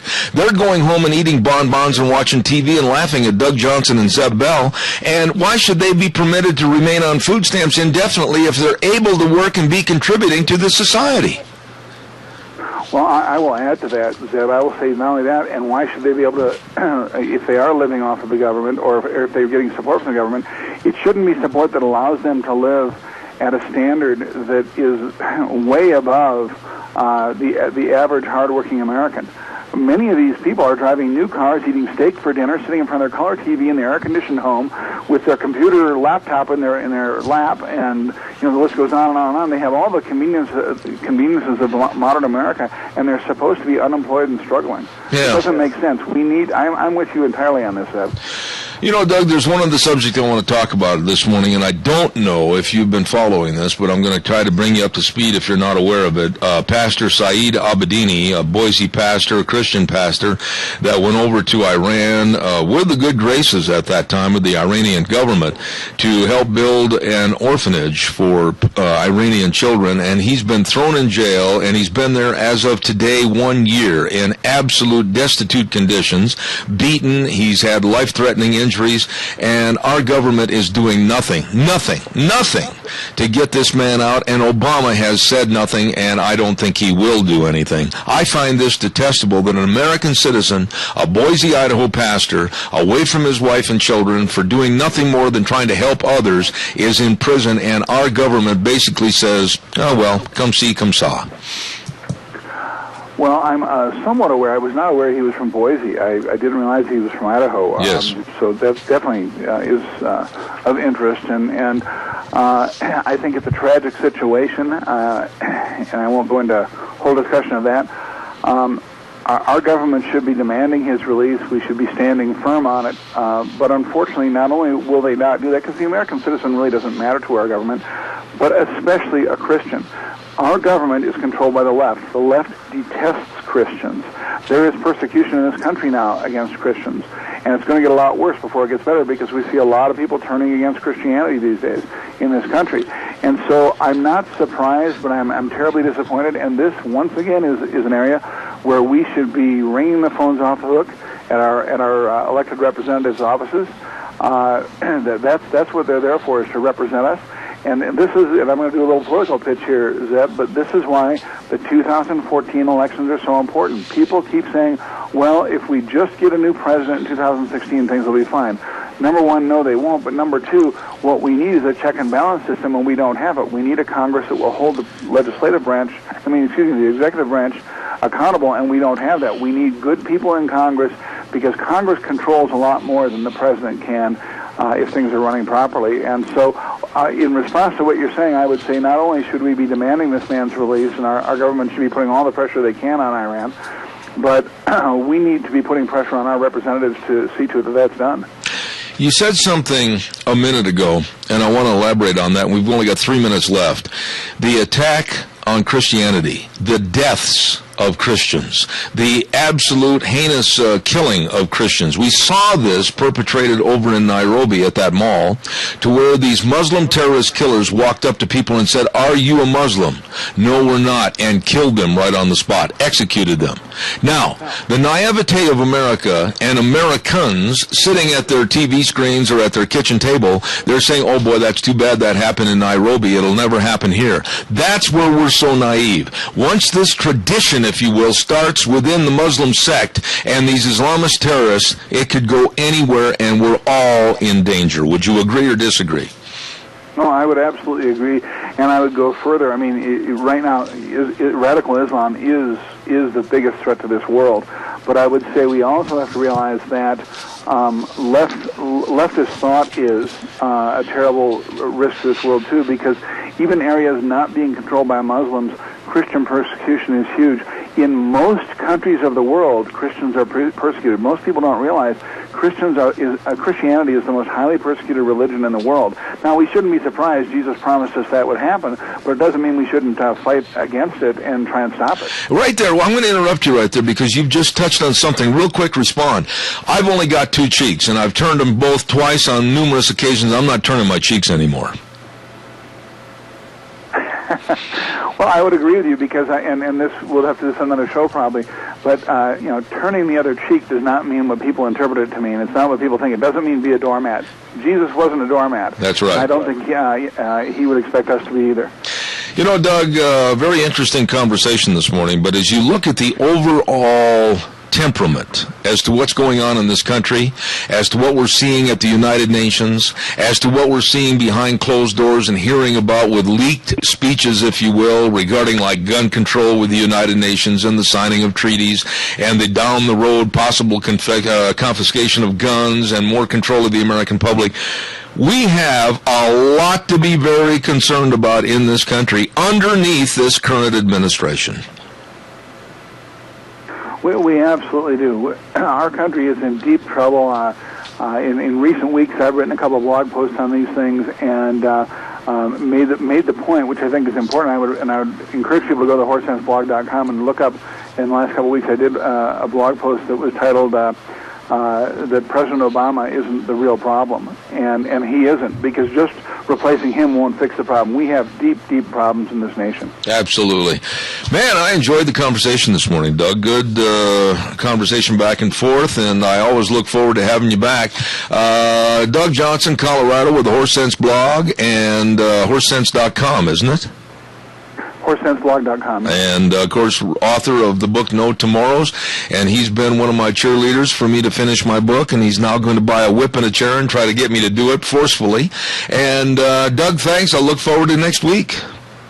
I do too, Zeb, and you know, I may just have to talk to you one of these days about ghostwriting that book for you, because it needs to get done. You got a great story to tell, and we all need to read it. All right, my friend. God's blessings to you, and see you next week on Wednesday. Thanks so much. Okay. Thank you. Doug Johnson, Colorado, one of my very, very favorite people. Don't forget, next week, and I urge you, and I need your help. Next week, we're going to be starting a Scouts Car Quest Center program to where we want you to call in your questions about your vehicle. I got a knock in my engine and I don't know what's doing it. What could it be? Well, we've got a really good guy coming on the program, Jeff Poole. And we're going to have the Scouts Car Quest program on Wednesdays starting at 9:30. And that's going to be on for about 10 or 12 minutes. And so I need you to send the questions to zebbell.com or send them email, zeb@theranch@hotmail.com. zeb@theranch@hotmail.com. And we'll have those questions ready for Scouts program next week on Wednesday. Look forward to it. Okay, where am I at right here? Oh, Lee's Furniture, Floors, and More. Oh, with the Smart Strand carpet, and I'm a believer. I am a believer in Smart Strand carpet. I've seen it work firsthand. We put a great big 10 by 12 piece of Smart Strand carpet out in one of my horses' corrals, and they lived on it. Take that as it be, and they took the carpet and cleaned it, and you couldn't tell it from the factory showroom. It was phenomenal. This is tough carpet. Really good for you and your family in your home. Check it out. They got rolls and rolls and rolls of all that carpet right there at Lee's Furniture, Floors, and More, 459 Overland and Burley. You stop in. Honestly, stop in and see them today. They've got the carpet for you. You know, we got a good guest coming on in just a moment. Very nice lady. And I can't wait to get her on the air and talk about energy. She is all over the United States, giving speeches, etc. She's very, very knowledgeable about energy and the lack thereof. And her name is Marita Noon, and we're going to get her on the air just momentarily. Stand by. Let's ride. Oh, boy, where the fun is sold. Highway 24 between Rupert and Burley. All you have to do is just go over there and walk in the front door. And just stop about 2 paces in the door and look from left to right, right to left, whatever, and just take in all the new snow machines. Take in all the new ATVs. Take in everything that's over there and go, holy cow, this is where the fun is sold. They got a great accessory department, and they got a great parts and service department. I mean, these people are really good. They're open Tuesdays through Saturdays, 9 to 6. Let's ride where the fun is sold. You stop over and see them on Highway 24 between Rupert and Burley today. All right, we're going to go to the phone lines right now, and I had this lady on the program once before a couple of months ago, and I said to myself, you have got to have her back on a regular basis. She is the executive director for Energy Makes America Great Incorporated. Boy, that is really the truth. Marita Noon, how you doing, Marita?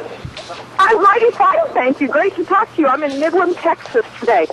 You know, I've been to Midland, Texas, and I know quite a bit about Texas. I've done a lot of rodeos down there, and they are, of course, with, I think, a great opportunity to provide and create more energy for the United States.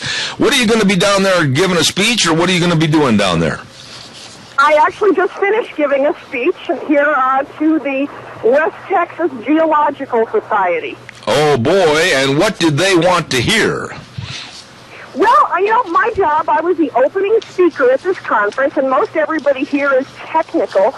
They're talking about advancements in geology, mapping, and all kinds of things that are above my head. But what I talked to them about was the coming changes in the politics of energy, which I think are very encouraging, actually. Now, when you say that, be more definitive so my audience can understand what railroad track you're on here. Go ahead and explain that a little bit. Well, earlier this month, September 5th, Australia had a new election, and they elected Tony Abbott as their new prime minister. And Tony Abbott ran for the position on a single platform, and that single platform was a carbon tax. He ran on repealing the carbon tax in Australia. And then also in Germany this past weekend, Angela Merkel was reelected, and she ran on repealing their green energy policies. We have seen a debacle with green energy. I was in Spain not too many years ago and had a chance to talk to some of the powers that be, and when I mentioned windmills and green energy, these folks absolutely wrinkled their nose up at me and said, don't do the mistake we did in our country over in the United States. But no, here comes Barack Hussein Obama with wind towers and cancers on the landscape and solar energy, and he's selling us out to where we better live in a cave and burn buffalo dung. This is getting serious. Well, it's interesting that you mentioned that we better live in a cave, because in my book, Energy Freedom, I outline what would happen if we could give the environmentalists everything that they want. And I did an analysis of 25 different environmental groups' websites. And in looking at that, I then looked at what are they doing as it relates to energy. So I then wrote a tongue-in-cheek narrative, which is the beginning of my book, of what would the world be like if we could wave a magic wand and give the environmentalists everything that they want. And the bottom line is that we will all end up living in caves, like you said. Marita, where are we right now? I'm serious. I don't know of anybody else better to ask of this question, because you make a living and you know and you research and you study this 24/7, 365. I am very concerned. Our energy prices are skyrocketing. They're going to get worse. We're regressing in what we're doing energy-wise. You know as well as I do that wind energy and solar energy is not going to cut the cake. And we're having other countries like China, India, Russia, etc. laugh at us because of our regressive attitude. Where are we in your opinion? Well, we are headed in a bad direction, but within that bad direction is some positive news, because I believe that as people are seeing their energy prices, particularly electricity prices, going up, and of course gasoline is going up as well, but particularly electricity, because that's where the real war on coal impacts, that people are going to wake up. And that's why I mentioned about Australia and Germany, and then France. The president of France, Holland, he announced that he's going to institute a carbon tax. And the new polls that have just come out show that his approval rating is at an all-time low, less than 25%. So you see, those global trends show that the public is aware that this agenda is not working. And Pew Research Center did a poll earlier this year, and they asked people out of 21 items, why they picked 21, not an even number 20, I don't know. But out of 21 items, the Pew Research Center asked, which of these things should the government be working on? And climate change came in rock bottom on the list. So you put these things together, and with my ear to the ground, what I feel coming is a revolt from the public, who is saying, you know what, this is not working, and we don't want to go this direction any longer. Now, I don't see President Obama turning around, but once the public begins to understand the role that energy plays in their life, I believe they will elect different people the next time around. Yeah, but wait a minute, Marita, doggone it all. I mean, $4.22 diesel, $3.98 gasoline. How much more does the American public have to take hitting them in the cheek before they realize this ain't going to cut the cake? Well, that's why I said they are realizing that. I believe it is happening. The process, the change is coming. It's not an overnight change, And when I talk to the oil and gas guys, as I am here in Midland, talking to geologists here, and I say this, they'll say, well, we're sure not feeling it out here. Well, no, it hasn't hit the regulations yet, but it is beginning to hit the public. The public is beginning to see the real world implications of these green energy policies. But there again, though, the chasm, the Grand Canyon, the deep pit, the endless hole between the general public and their so-called political leaders, congressmen and senators, what happens to these guys once they leave home and they go to the Potomac? They become brain dead to what's going on at home. Well, as we've all heard on the news over this health care situation that we're facing right now, that you hear on the news repeatedly that the congressmen are saying, our phones are ringing off the hook. Over Syria, they said, our phones are ringing off the hook. And, every 94 call or 96 calls out of 100 are saying, don't go to Syria, 4 were saying do. But when you see that, you see, we as the public can actually make a difference. But we can't make a difference if we just sit at home and complain to our friends. We need to constantly be calling our congressmen and our senators. And I encourage people that you should have their phone numbers programmed into your cell phone. Absolutely. So it's very easy for you to call them and give them what for. Absolutely. Marita, let me ask you, I want to go back to something you said a little bit ago because we need to elaborate on it a little bit.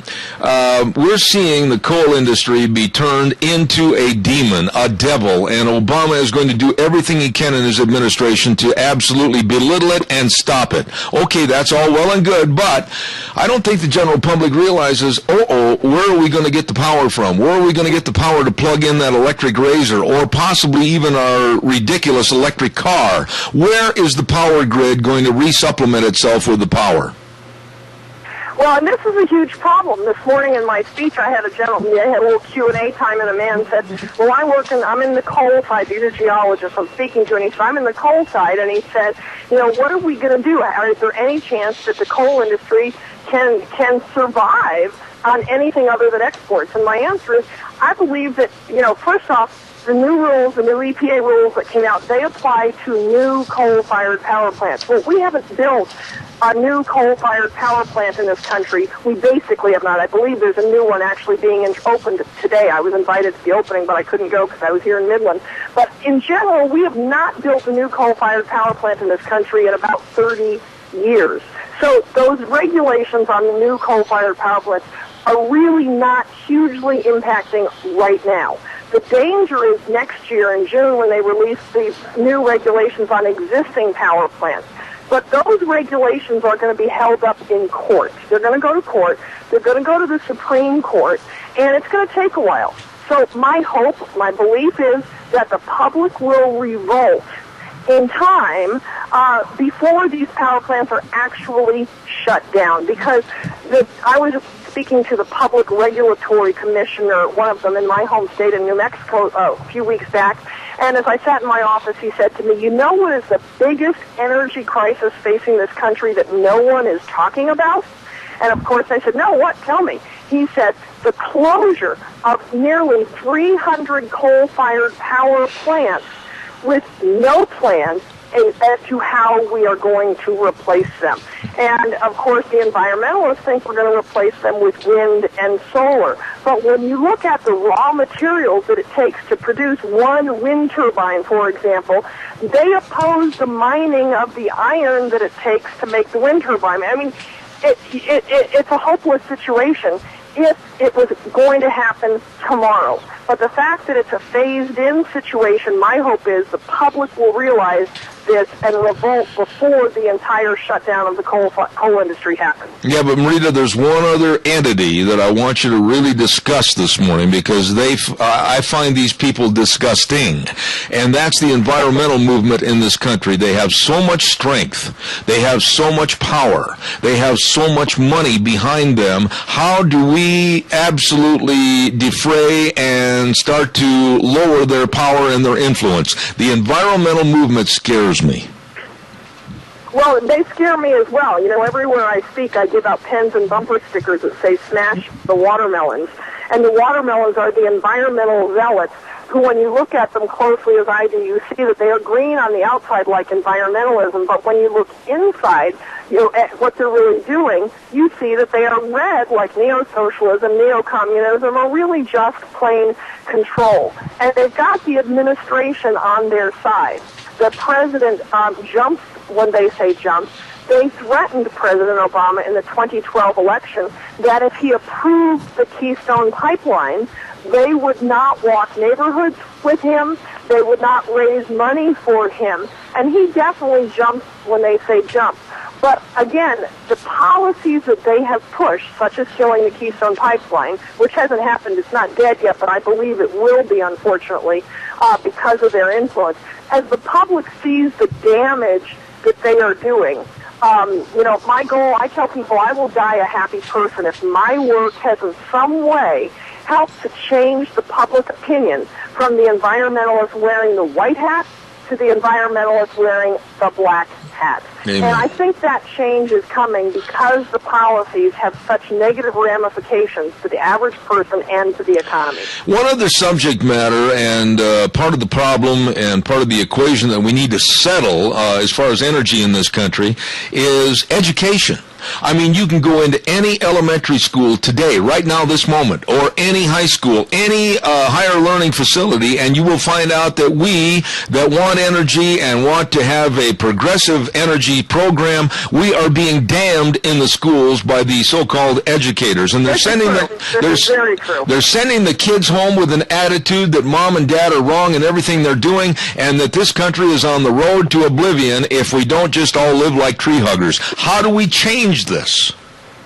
That's a bigger problem. I was speaking at the Kentucky Oil and Gas Association in June, and there was a nice young man there, a college student, who was an intern who was helping me, and I asked him, I said, what do we do with this? And he said to me, you need to realize that we have been indoctrinated in this since we were in kindergarten. And I said to him, well, what do you do with the facts? Like that the planet hasn't warmed in this century, that the warming has virtually stopped. And that's what IPCC right now in Copenhagen is struggling with. How do we message that our models have been wrong? And so I said to this young man, how do you accept the facts? How do you accept that the models, he says, we just don't listen to it. We've been taught that is big oil and it's wrong. And that I don't have an answer for that. I wish I did. We can get a new elected officials and a new attitude and a new policy at the top far more easily than we can erase the indoctrination that the young people in America have faced since they were kindergartners. Would you go as far as maybe me on this avenue of approach to energy, that Obama, because he has made so many statements prior to becoming president the first term and also through his presidency that he wanted to lower the standards and lower the reliability of America basically being the leader of the world, that this is all a preordained, pre-plotted, sinister map, if you will, to lower our standard in the world, and he's trying to make us a third world country?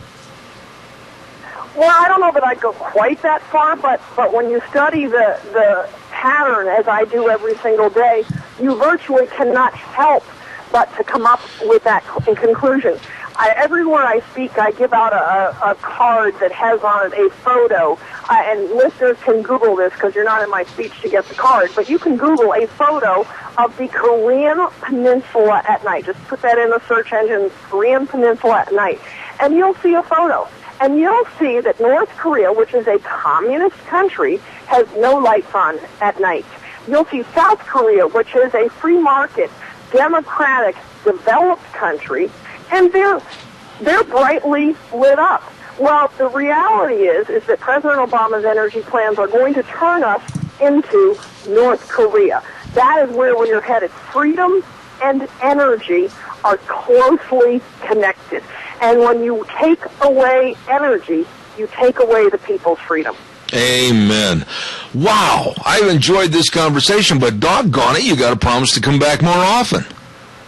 Anytime. You call me anytime. As you know, as you could hear from the beginning of the call, I was in the auditorium hall where I was giving my speech, and I had to sneak off to get somewhere more to a quiet place so I could talk to you. But I will make time for you anytime. I appreciate it. Executive Director for Energy Makes America Great and author of her latest book, Energy Freedom, Marita Noon. God bless you, and thanks for the time this morning. Thank you so much, Deb. You bet. Take care. What a nice and what a very knowledgeable lady she is about energy. Wow. I mean, she said the word, and I've said it before on this program, we need to revolt. We need to revolt. Oh, my goodness, the Dems are going, oh, he said the word revolution on the program. Yes, I did. We need to revolt against what's going on. We're going to, heck, in a handbasket with this administration. A bunch of amateurs, a bunch of dolts. We've got to change this. We need to revolt. Oh, man, that stirred the coffee of a lot of people. Oh, he can't say that on the air. How dare he? Why, the NSA is now plugging me in, and they're taping my calls. They're taping my phone. They don't have to worry about my text because I don't know how. Gina giggles. We better pay some bills here real quick, and don't forget A Child's World. And they're located at 1308 Oberlin Avenue in Burley. One of the co-sponsors of the Cassia County School Days. They've got a great family store. I mean, all the baby items, all the clothing, everything. They've got all the shoes, and they got games and toys and books and arts and crafts and puzzles and much, much more. They've got it all. Please, stop down and check out the Cherokee and Dickey Scrubs there, too. At A Child's World, 1308 Overland in Burley, one of the co-sponsors of Cassia County School Days. Caller, my indulgence for just a moment, please, because I've got to get the weather in. I'll be right with you. The weather's brought to you this hour by Red's Trading Post, 203 5th Avenue South in Twin Falls with Ryan Horsley and the crew at the historic Old Town location since 1936. They'll give you top dollar for trade-in on your used guns, and they've got all the new guns, all the ammo, and accessories at Red's Trading Post in Twin Falls. Here now, Michael Rogers Weather. Hello, everyone. Michael Rogers of MichaelRogersWeather.com. We are on the backside of that blue line with arrows pointing to the east, known as a cold front. Showers for today. It'll continue through tonight. Tomorrow night it'll start to taper off as we work our way toward the weekend, tapering off on Thursday night. Chance of showers on Friday, and then the weekend is looking pretty good. But as a result of being on the backside of a cold front, temperatures are cooler. Look for a high today of about 54. That's your weather. Enjoy it. It is the only weather you got. Thank you, Michael. Brought to you this hour by Red's Trading Post, 203 5th Avenue South in Twin Falls. Caller, thank you for your patience. Go. You're on the air.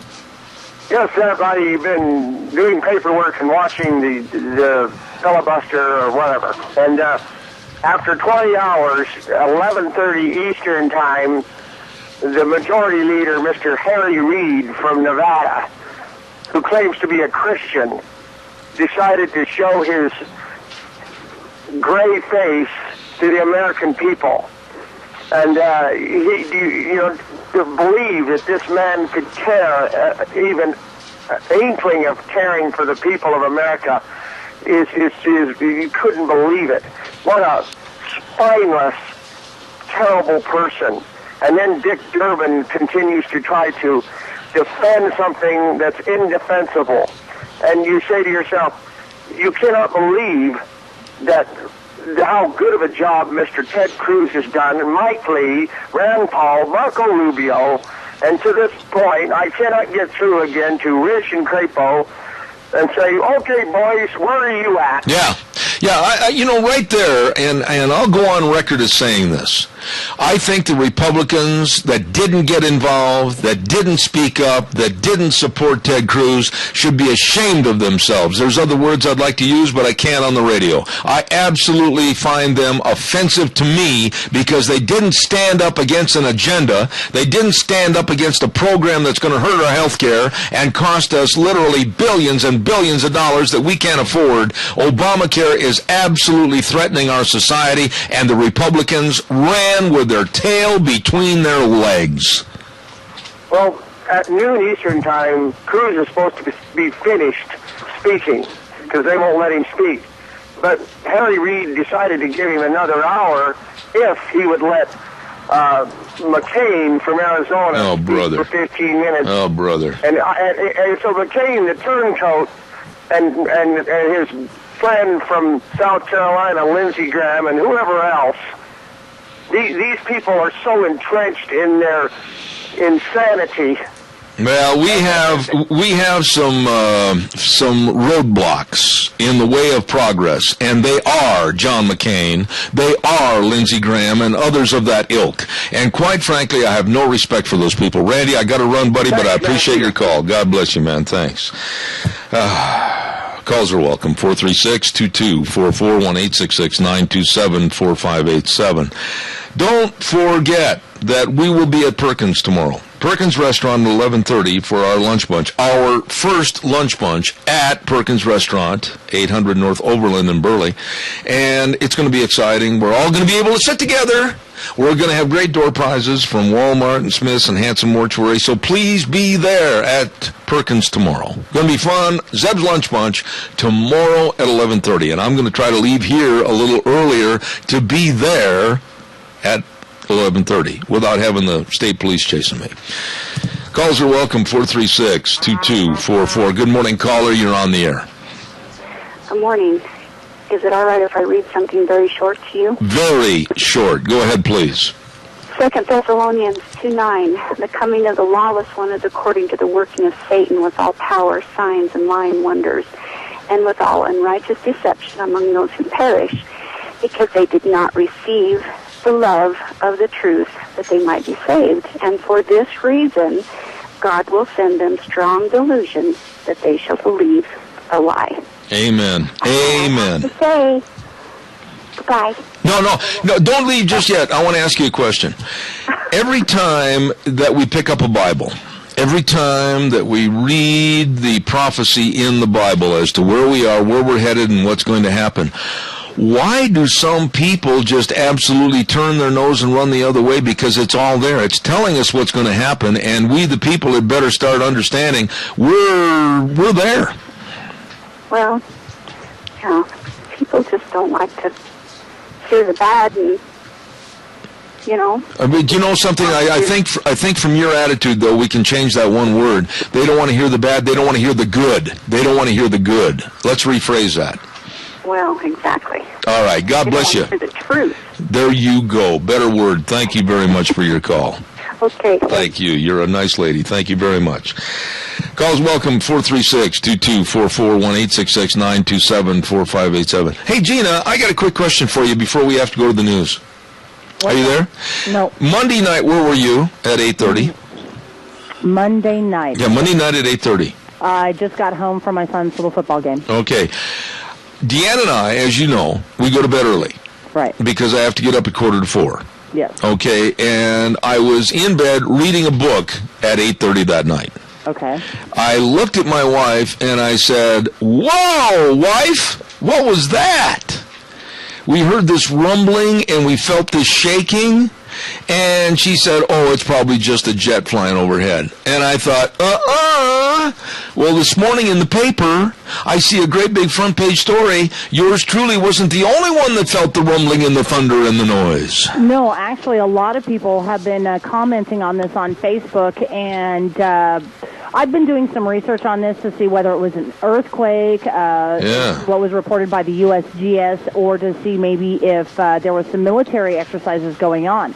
Now, I do know that Mountain Home Air Force Base was doing some military exercises the 17th through the 19th. I do not know, and it does not say on their website whether they have extended those exercises. Some people have said it could be skyquakes, and other people say it's earthquakes. But according to the USGS, there have been no earthquakes in our area except for in the the northwest corner. Yeah, the only one that was recorded was over towards Yellowstone Park. Yes. And now a lot of people that were friends of mine said, "Man, did you feel that the other night, Monday night? Holy cow, I was in bed," and I had a lot of snide comments, of which I will not repeat, but I felt it, and so did others. And a lot of people have been commenting on it, and you've got a phone call. All right, quick call. We've only got a minute left. Caller, go. Yes, Dave, I'm calling back. Jim Rich just got on the floor and spoke up. This morning I tried so hard getting through, and I was able to get through to one of his aides, and I told her, I mean, in no uncertain terms, how I felt. And whether or not that is it or not, or maybe there's just, the phone lines have been crammed back there, and you cannot get in. And maybe that is the reason, or maybe there's other reasons, but at least he showed up, and I just wanted to give him credit. All right, I appreciate that call back, Randy. God bless you, man. Thanks. Wow, busy morning, good morning. We've gone the gamut from talking about a yogurt factory that might be for sale all the way to problems back east. We had on yesterday, what was she talking about?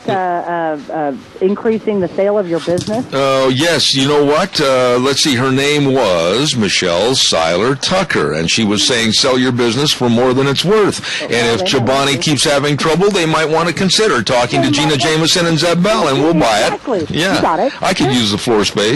Me too. I could use the paper space. Yes. You've seen this office. I could fill up the left wing of that. You could fill up the wall space on that. You got it. Hey, I'll be back in 6. Don't go away. You got it. Oh, boy. Kind of a soggy Wednesday outside. And speaking of soggy, we'll have our guest with us in just a moment. He's not in good humor this morning. He's sitting there staring at the microphone. Aren't you feeling well? Not feeling well. Okay. He's not in the best of humor, which leads us to a good topic of power and energy and Agenda 21 momentarily. We'll have Dr. Adrian Arp. Welcome back. This hour number 3 is up at the ranch with our main sponsor, of course, your Magic Valley Les Schwab Tire Centers. Thank you so much for all they do, all 7 locations. And, of course, don't forget to lease furniture, floors, and more at 459 Overland in Burley. And our friends at Western Waste Services, always at your disposal. Get on the route service today, 734-6969. Hey, by the way, real quick, before we introduce Dr. Arp, the Chadwick Sports Grill, serving great food. Chadwick Sports Grill at 139 West Main in Burley. And they've got dinner specials, luncheon specials there every Monday through Friday for $5.95. And senior citizen dinner specials every Monday through Thursday from 4 to 6 p.m., only $5.95. And tonight they're going to have chicken cordon bleu with mashed potatoes, veggies, and super salad. It's going to be good, going to be great. You better be there. Chadwick Sports Grill, 139 West Main in Burley. Good morning, Dr. Adrian Arp. How are you this morning? Good morning, Zeb. I turned on the wrong mic. Thank you. I've only been doing this for 15 years. There you go. Now you're on the air. Dr. Adrian Arp is here with us this morning, and we got a lot of things to talk about, all the way from Agenda 21, all the way to trade agreements, quote unquote, if you will. I want to get into trade agreements first and spend more time later on Agenda 21. But am I wrong? Every time I pick up the newspaper, which is very biased, or every time I do a little research on my own, thanks to some of my friends at think tanks in New York and Washington, D.C., it seems like trade agreements, quote unquote, are more beneficial to the other guy than they are to us. Absolutely, Zeb. Could I give you just a little bit of history, and I'll make it as brief as possible. But 20 years ago, there was a group of us in the Magic Valley that were on the No NAFTA group. And I remember that. We actually raised enough money from concerned business people. We sent 2 people back, Dennis Crawford and a Dennis Coyle from Gooding. Dennis Crawford is from Twin Falls. Yep. And they lobbied. They registered as lobbyists and went back there. But the NAFTA agreement, North American Free Trade Agreement, was supposed to bring all of these jobs to the U.S., and it was supposed to be a great deal.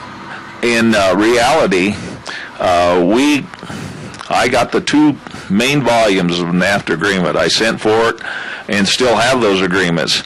And one day I was over in the Rupert area, and they talked about, one of the talk show guys was going to talk about mining, timber, and agriculture. And so I just sat there with my yellow pad under a shade tree and took notes. And then we met with then Congressman Crapo at a town hall meeting, prior to the town hall meeting, and I presented him with those sections, about 30 pages that I think I copied out. Well, anyway, we said, if you can still vote for NAFTA after reading just these little segments, then we'd like to know why. And he came back and said, I didn't realize it was that bad. Okay, stop. He voted against it. Okay, right there you've hit the crux of the whole problem. Right. They're voting for things that they don't understand. They're voting for things they have not read. They're voting for things they have no naive ability to understand anyway. Look at Obamacare. It's the same doggone thing. Pelosi said you pass it and then you figure out what's How in the world can they represent their constituents when they vote for something so stupid and frivolous and they don't know what it is? So so it passed. It was pushed by Newt Gingrich through Congress. It passed by only about 10 or 12 votes. It was a very close vote. Idaho, we even got Larry LaRocco to vote against NAFTA. Idaho's the only state that did. Yep. But here's the bottom line. 20 years later, let's go back, and these deficits have been running for a long time. My friends in Canada, Mexico, we had a trade surplus before NAFTA. Just basically a $1 billion. We did. We had a $10 billion deficit with Canada. That's right. Okay, you know what the deficits are now? I hate to ask. Yeah, $64 billion was the last figure I have for Mexico, and $80 billion for Canada, and they're just laughing at us all the way to the bank. Would you agree, and I've said this on the radio in past programs, that other countries are basically standing in line with a big smile on their face waiting to do business with us because they get more than we do? Okay, so the bottom line is our own federal government estimates in the 20 years since NAFTA took place, we've lost 40,000 manufacturing plants in the U.S. 40,000? 40,000. And we've also lost at least just under NAFTA alone, let alone the other agreements and GATT and so forth, we lost just for NAFTA 720,000 jobs. This was supposed to be a job maker for us. Why isn't more of these losses, why aren't more of these losses being brought to the attention of the American public in the form of first-person profiles of like the guy that lost his job and says what a ridiculous bill this was? Why aren't more of these people standing up and saying, how stupid is this? Well, it's because there aren't programs like yours all over the nation. The mainstream media just totally covers it up. They're in the tank to cover this stuff up, and it gets out because of the internet and programs like yourself. And here's the whole bottom line. They are, your previous guest says, didn't know if it was a conspiracy, so to speak, to destroy our economy. I say there is a conspiracy. They want a one-world government, and the way they have to do that is to bring us down to third world status.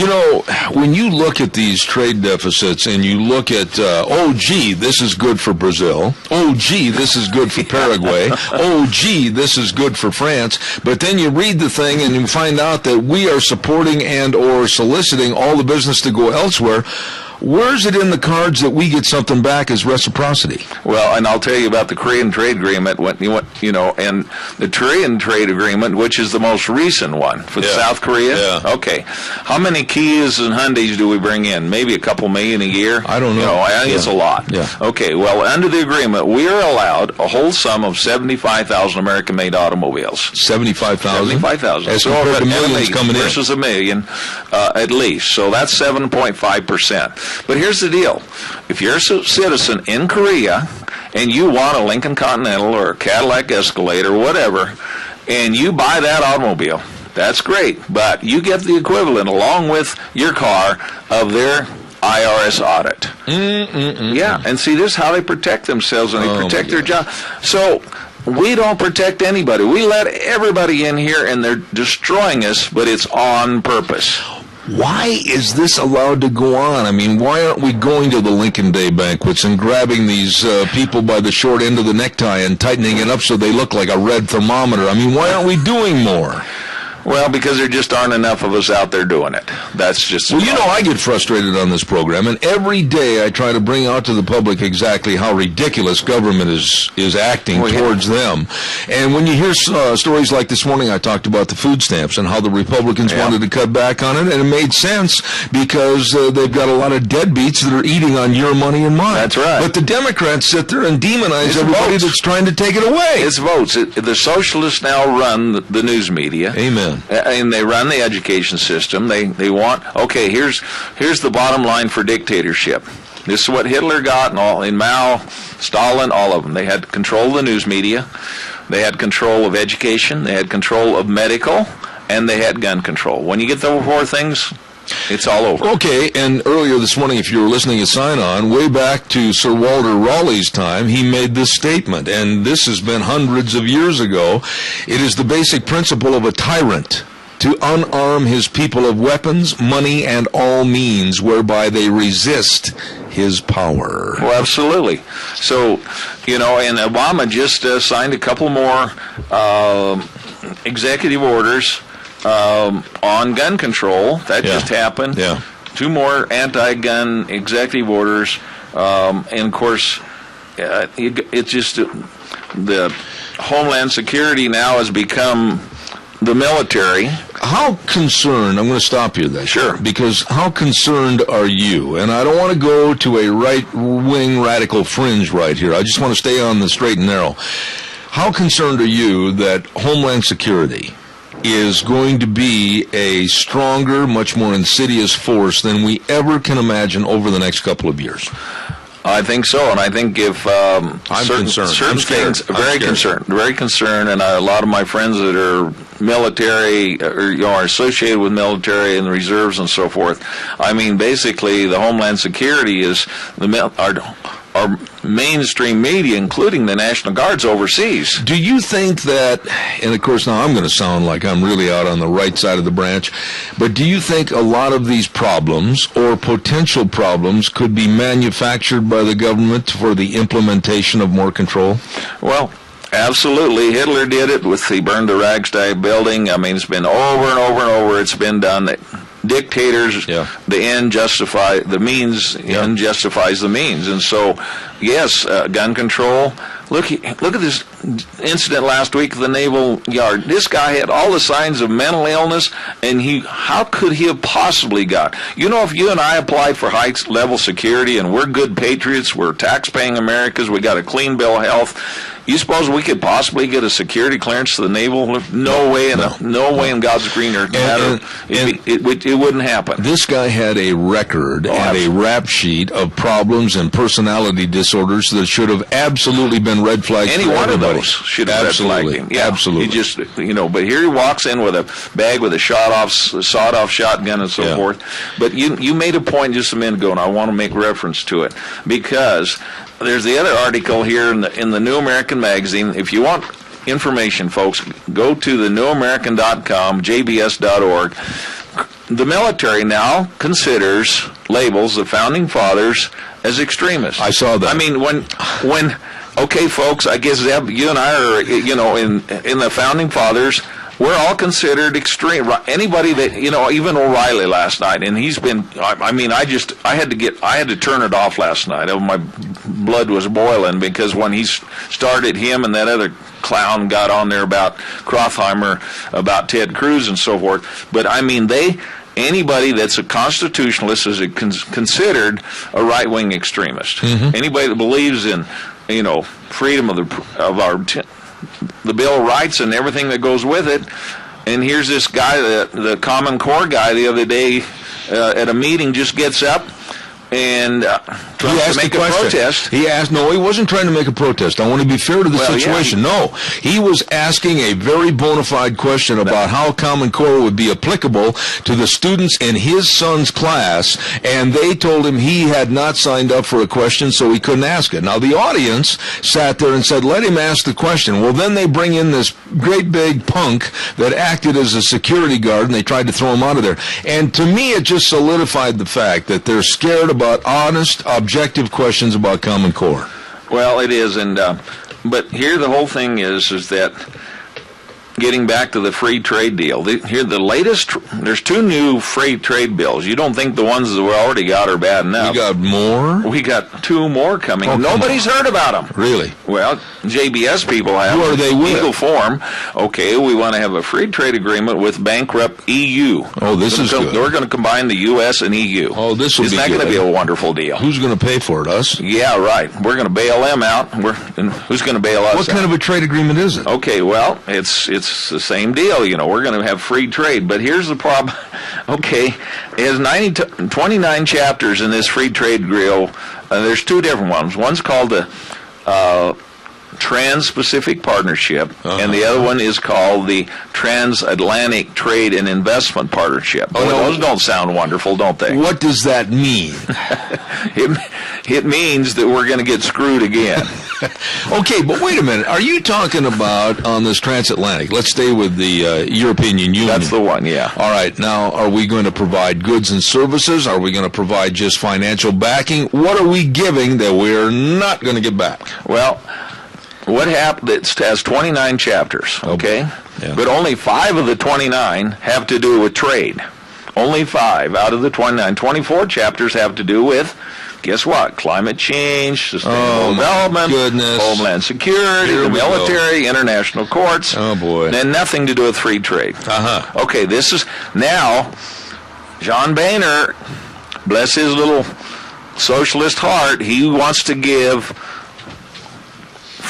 Trade Promotion Authority, calls fast track to Obama's administration, meaning the Commerce Department, when they negotiate this agreement, free trade, I mean, I use the word free trade, there's nothing free about it, it's a socialist trade agreement, or socialist partnership is really what it's about. It's a socialist, this is combining, see, they want world government, folks, and the only way they've been able to do it is to do it by regions. Wait a minute, but when you say this is a trade agreement, let's get back to the basics here, like when I was in high school, when they still circled the wagons at night, and they did for you too.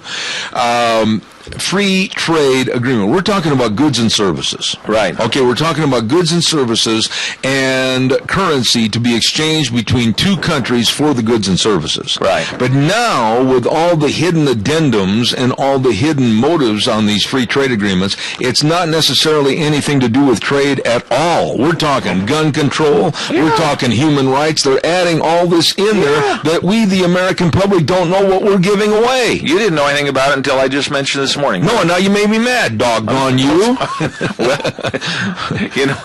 Well, I'm sorry. No, but seriously, am I right or wrong? But most people, are totally in the dark, just like the North Koreans. I mean, they're, basically, they're wandering around, and this country is under attack at all levels. Okay, I went to a meeting here just recently. This all ties into it. Tom Luna, State Superintendent of Public Instruction, came before the Republican Central Committee in Twin Falls, and he spoke about Common Core. He made it sound like, motherhood, apple pie, and baseball all wrapped into one. Well, the thing is, they're talking about all these jobs. There are no jobs because all these trade agreements are shipping our jobs overseas. Well, this is my point. I want to have one of these trade agreements, and we've got a caller on the air with a question. I want to get to that, but I want to see these trade agreements as to what goods and services and promissory notes of currency are going to be used back and forth. That's a trade agreement to me. Yeah, and see, in the old days, we would give a list to whatever country we wanted to trade with and say, we've got these goods for sale. Yeah, we've got shoes here. Yeah. We'll trade you for some umbrellas. Yeah, or whatever, And it was, that's the way trade. It was handled on a country-to-country basis. That's right. And it worked. Did you realize 50 years ago, when we, just getting out of school and so forth, we had no trade imbalance. Yeah. And now it's $500 billion a year, every year. And folks, that's costing us millions of jobs. And millions of dollars have left here. We're helping everybody else but ourselves. We're killing our country. Absolutely. Caller, good morning. You're on the air. Is that? Yes, go ahead, please. This is Steve.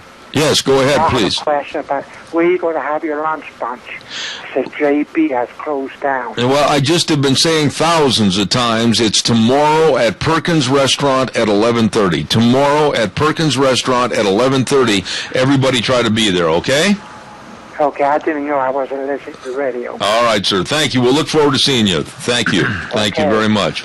Well, I got a break here real quick. We're going to have more with Adrian. When you talk about these trade agreements, I don't care if you're selling boat paddles and you're bringing, like I said, umbrellas in. You got to have currency, an exchange of currency, and you got to have a benefit, a cause and effect for the benefit, or why have the trade agreement? Up until 50 years ago, that's what we did. Up until 50 years. Where did we go wrong? Well, long story. Don't forget Sportsman's Warehouse, 1940 Bridgeview Boulevard in Twin Falls, 737-9900, the number to call, and it's the great indoors for those that love the great outdoors. Oh my, hunting, fishing, archery, all the camping, all the clothing, all the boating, everything, all the accessories, friendly experts, and they are experts. Quality gear, down-home attitude at Sportsman's Warehouse in Twin Falls. And by the way, too, don't forget, Ramsey Heating and Electric can offer rebates on qualified Lennox home comfort systems, whether it's a gas furnace, an air conditioner, or a heat pump. You and your family will enjoy the comfort. Don't forget, at Lennox, as an independent dealer with Ramsey's, they know the climate and they know the equipment, and they've done the shopping for you. Ramsey Heating and Electric, and they're located at 2600 Overland Avenue in Burley, where they provide warm winters and cool summers. Adrian, one final thought here on the trade agreements, then I want to get into Agenda 21. Why aren't our senators, our congressmen, Colorado's, Nebraskas, Indianas, whatever, why aren't they more diligent in finding out what's best for us instead of a giveaway program to help the world? Well, it puzzles me too, but I think a lot of it is they get so caught up in the Potomac River fever back there that they go to these meetings and they get these people that are polished experts supposedly and give them these presentations. If you would have heard Tom Luna give his presentation, man, he was a polished, and it sounded like Common Core was the best thing since sliced bread, and your best piece of apple pie with a la mode on it. I mean, in fact, it stinks rotten. It's a degrading system. Well, I've talked to Kyle Olson many times with EAGnews.org. You've heard him on my program back in Michigan, and boy, I'm starting to develop a whole chapter and verse of questions about Common Core. I thought I heard the phone lines. Is there a caller on the air, Gina? I thought I heard it. Am I right or wrong? You're hearing things. I am hearing things. Okay. We're going to take a break in just a few minutes for the bottom of the hour, but on these trade agreements, these two that you just mentioned, what do you see, if anything, in these trade agreements that would benefit us at all? None.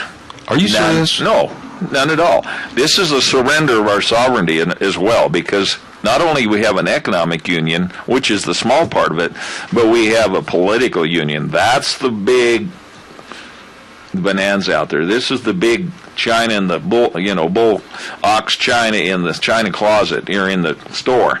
It's with each agreement comes more global rules, more regulations, choking the ability of each country to govern itself. Look what's happened in the EU itself. A lot of those countries now, they're in jail with it. They would like out. They would like out, and true. They can't. The European Union right now, it's nothing more than a name. Yeah. Well, anyway, could I make an announcement before we get, and I can make it again. Yeah. On the 17th of October, that's a Thursday, we're going to have a speaker sponsored by the John Birch Society on Obamacare. He's a Dr. Michael Ritz. He's a doctor of osteopathy. He's a family practice in Broken Arrow, Oklahoma. He's delivered 2,000 babies. He's also a state legislator since 2008 in the Oklahoma House of Representatives. He led the fight to nullify Obamacare in their state.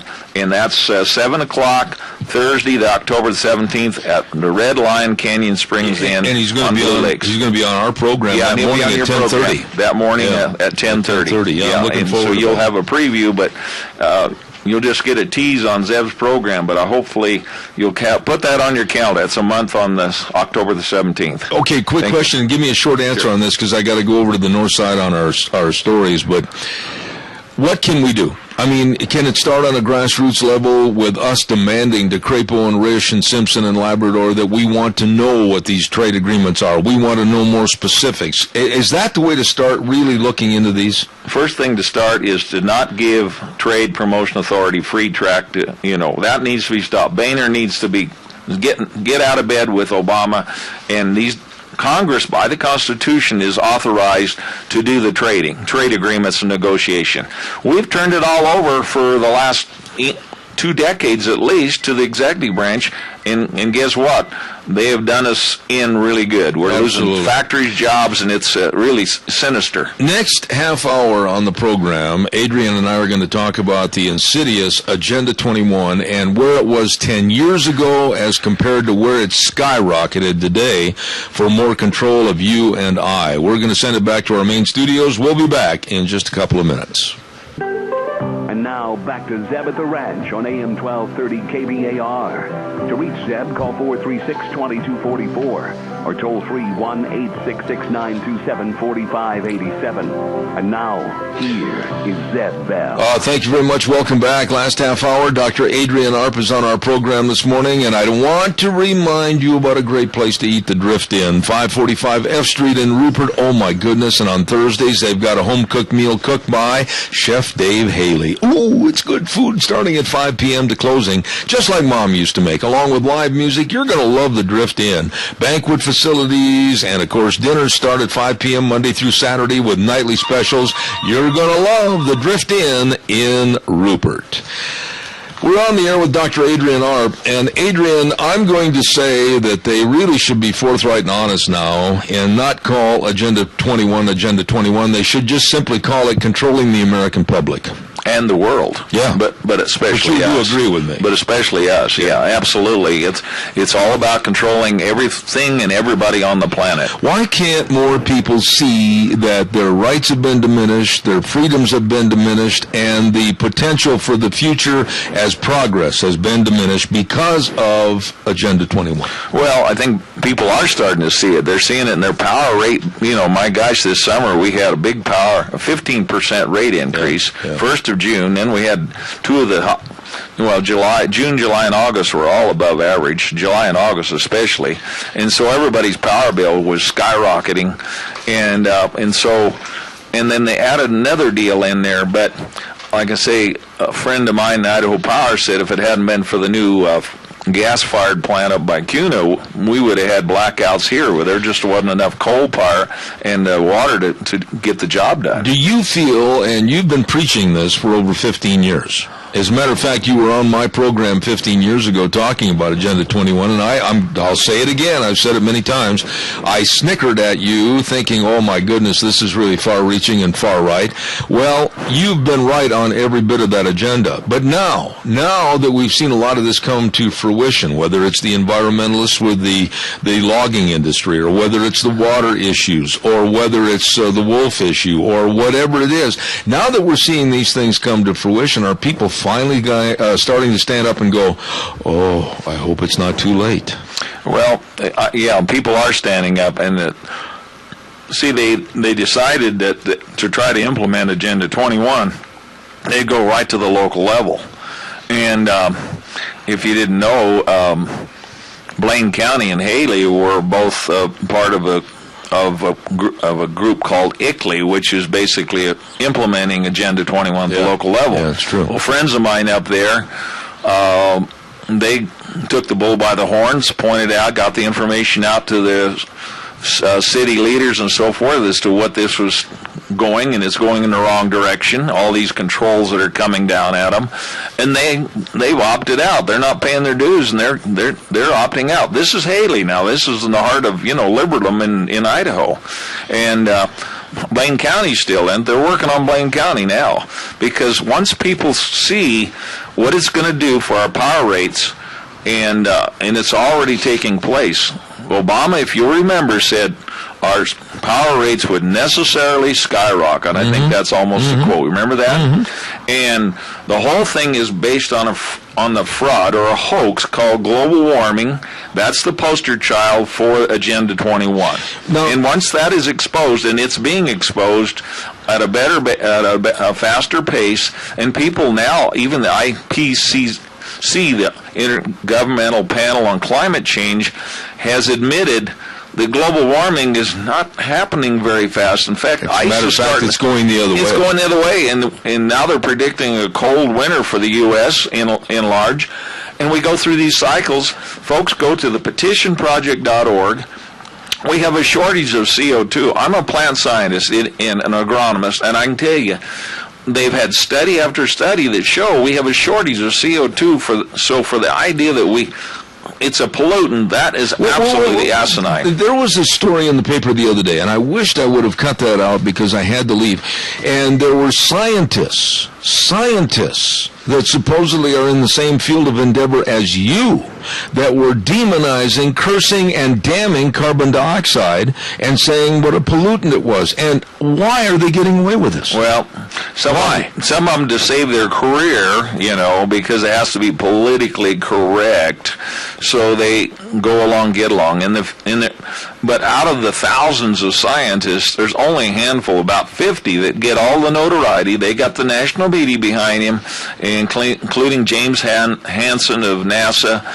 He's one of the leaders. And of course, Al Gore gets all the publicity he wants, despite the fact everything he says is a lie. And so the bottom line is, people, we have to work through the underground, through our people, and get informed. Again, thenewamerican.com is where you can get some good information. But is it fair to say, and I'm just asking you this question because there's so many facets, it's like spokes in a wheel. Sure. Is it fair to say that Agenda 21 was primarily based upon global warming? Because I don't think it was. I think that was one of the spokes in the wheel. Well, but sure. I think that when you look at the entire Agenda 21, whether it was the spotted owl issue, whether it's the wolf issue, whether it's the snail darter, whatever it is, this is a highly orchestrated, well-planned plot for nothing more than people control. Oh, absolutely. It virtually eliminates private property ownership. It denies your access to wild land. Now, by the way, let's stop right there on private property.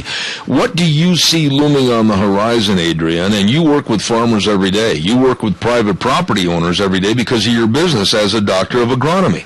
What do you see happening to see more curtailment of private property ownership? Well, they're just making it.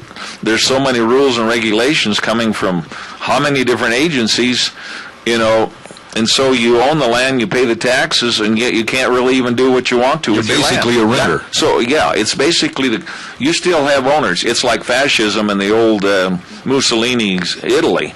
You still own it, you still pay the property taxes, but we tell you what to do. Yeah, and let's go to the kangaroo rat in California, and I'm very familiar with this case because the farmer that ran over that kangaroo rat while he was out disking his field, I knew the man. I knew the man. Really? Yes. Wow. And it destroyed him. He lost everything he had, all because of a stupid, frivolous little dumb animal that ran underneath a disc. Well, the same thing when I first time, went up to Bruno here, and they got the Bruno snail. Yeah. And I went into the fertilizer dealer up there, and I said, I'm in big trouble. I just ran over one of your snails, and I probably run over 1,000 of them out there. I don't know, because they're so small you can't see them anyway. Yeah. And they're not endangered. This is all a ploy. It's all a ploy. Bringing in the wolves, bringing in the grizzly bears, whether it's a snail darter, you name it. It's all part of a plan to throw people off the land. Clinton's roadless initiative thing, and I was at those hearings when they brought in, the place was loaded with probably 15 to 20 security people. I had a 2 or 3 page article out in New American Magazine, made about 75 or 100 copies, put them out on the table beforehand. We each gave our 3-minute speech about why we didn't want this roadless thing, that it was going to be detriment for firefighting and other aspects of just having the ability to go out and enjoy public land. Well, at the very end of the thing, I said, which one of you guys is going to go back to Washington, D.C. and tell, out of the 20 presentations, I think there was one that supported the initiative. Maybe not even one. But anyway, everybody was against it. Who here is going to go back and tell them that we don't want this nonsense? Yeah. And I said, none of you are, because you're here just so we can vent our frustrations. And he couldn't say anything. And he also said, I said, this is an executive order, isn't it? And I said, this initiative, and he couldn't deny that was the truth. And people applauded because I nailed him, right? And you would know the name. Well, the thing that bothers me so much is that the American public, I've said this on the air, and you've agreed with me on past programs, because of our education system, because of a dumbing down of the youngsters leaving school and becoming young adults and accepting this idiocy. In the state of California, and it wasn't that many years ago, remember it was about 2 or 3 years ago, the garbage had to stay on the side of the road because of the protection of the new Delhi fly. That was the breed of fly they said they were protecting because it was close to obscurity. Fly, and they had all these pollutants, all this garbage left on the side of roads and everything as a habitat for a fly. You have got to be kidding me, Adrian. Well, okay, that's you hit on a good point, Zeb. You brought up the United Nations God is Gaia, which is worship Mother Earth. So everybody, all these environmental organizations worship the creations, not the creator. But in the Bible, it says man shall have dominion over the creatures on the planet, right? That's exactly That's exactly what it says. And so here it is. They've turned it around. We have now become subservient to the rocks and the flies. Well, that new deal in Colorado, just the other day, you heard me talking about it on the air, where that group of young hippies wanted to go to the Boulder City Council, and they wanted to have a protection device that all things, plants, animals, bugs, and everything, are equal to human beings. That idiocy is starting to become more prevalent. And you see, God may be not happy with Boulder. They got 18 inches of rain about 12 hours. Amen. You know, and they're flooding away. Well, my feeling is, George Mason, father of the Bill of Rights, said that if we became a sinful nation, that God, Providence, would punish us. And believe me, we're getting punished all over the country. Agenda 21. Now, a lot of people, when they hear the words Agenda 21, they're not familiar with it. I still think that the word should be changed to government control of the populace, and people would understand it. But from when you started preaching Agenda 21, 15 years ago, and saying this is coming, and you gave me a map showing exactly how it would be applied to the United States, and it's coming to fruition. Oh, absolutely. And where are we today as compared to where you think we'll be in 2, 5, or 7, or 10 years in the future? Well, it just keeps more and more and more, except more people are waking up, and when finally enough people's ox are being gored, and they're fighting back at this local level type situation. So I think the global warming thing is starting, the hoax is really starting to show up. And so, unfortunately, as you previous guest, the school system is just preaching this green agenda thing.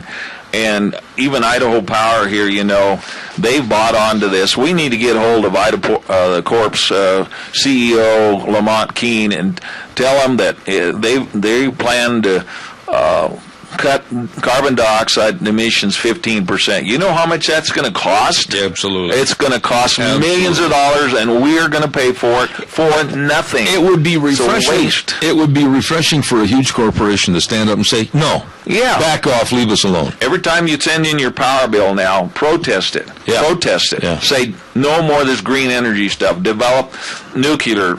Develop the coal and take a stand. Everybody out there, when you get your power bill from Idaho Power, and we all get one, put a protest letter in with it. I do every month. I agree. That's a good idea, and I'm going to start doing that. I'm going to do that. Protest letter. I'm going to do that. I've got to pay some bills. We've got time for weather right now by MichaelRogersWeather.com. Brought to you by Lennox Home Comfort Systems, air furnaces, gas furnaces, I should say, air conditioners, and heat pumps. Of course, your family will enjoy the comfort of Lennox from Ramsey Heating and Electric at 2600 Overland Avenue in Burley, 678-0459. Here now, Michael Rogers Weather. Hello, everyone. Michael Rogers of MichaelRogersWeather.com. We are on the backside of that blue line with arrows pointing to the east, known as a cold front. Showers for today. It'll continue through tonight.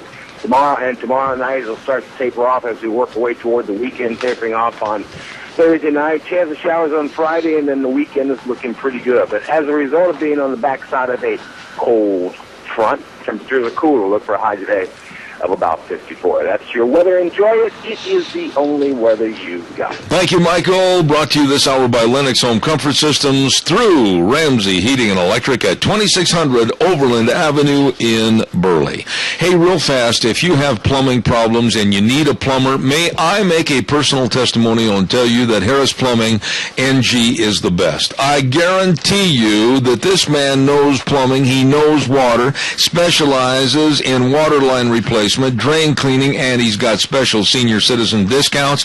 I guarantee you that Nathan and the rest of his crew really know plumbing. Whether it's drips, leaks, clogs, like I said, main water line repair, water heater softeners, they know plumbing. For all your plumbing service needs, Harris Plumbing, and the number to call, 431-8633. Adrian, this Agenda 21, and there's brochures put out about it, there's a lot of information put out about it, but literally inch by inch, mile by mile, it's more money out of our pockets, more out of our retirement, more out of our savings, more out of our freedoms, and it's taking away the American dream. Well, it is, and absolutely, and our jobs go with it, because as energy, as your previous guest said, freedom in this country is dependent on cheap energy. That's or inexpensive energy. Economical energy. Okay, yeah, because it's all about economics. And if it's so expensive here, and the other countries in the world are thumbing their nose out, do you think that China and India are doing all these things? Are you kidding me? They are literally, and I know this for a fact because I've talked to some people over there, they're laughing at our stupidity. Oh, absolutely.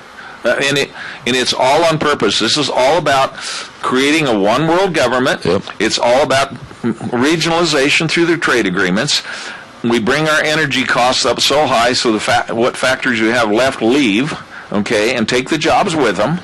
We have the United Nations becoming a tyrannical, bureaucratic powerhouse world government, and we can get out of the UN by passing H.R. 75. Push our congressmen, our senators. All the power is going to the UN. It really is. I'll tell you, folks, a lot of people say, well, why is the Republican leadership going hand in hand with Obama and this Obamacare and so forth? It's all about the fact that the leadership of both parties basically is controlled by the same elitist group. And I mean, it's people groups like the Council on Foreign Relations.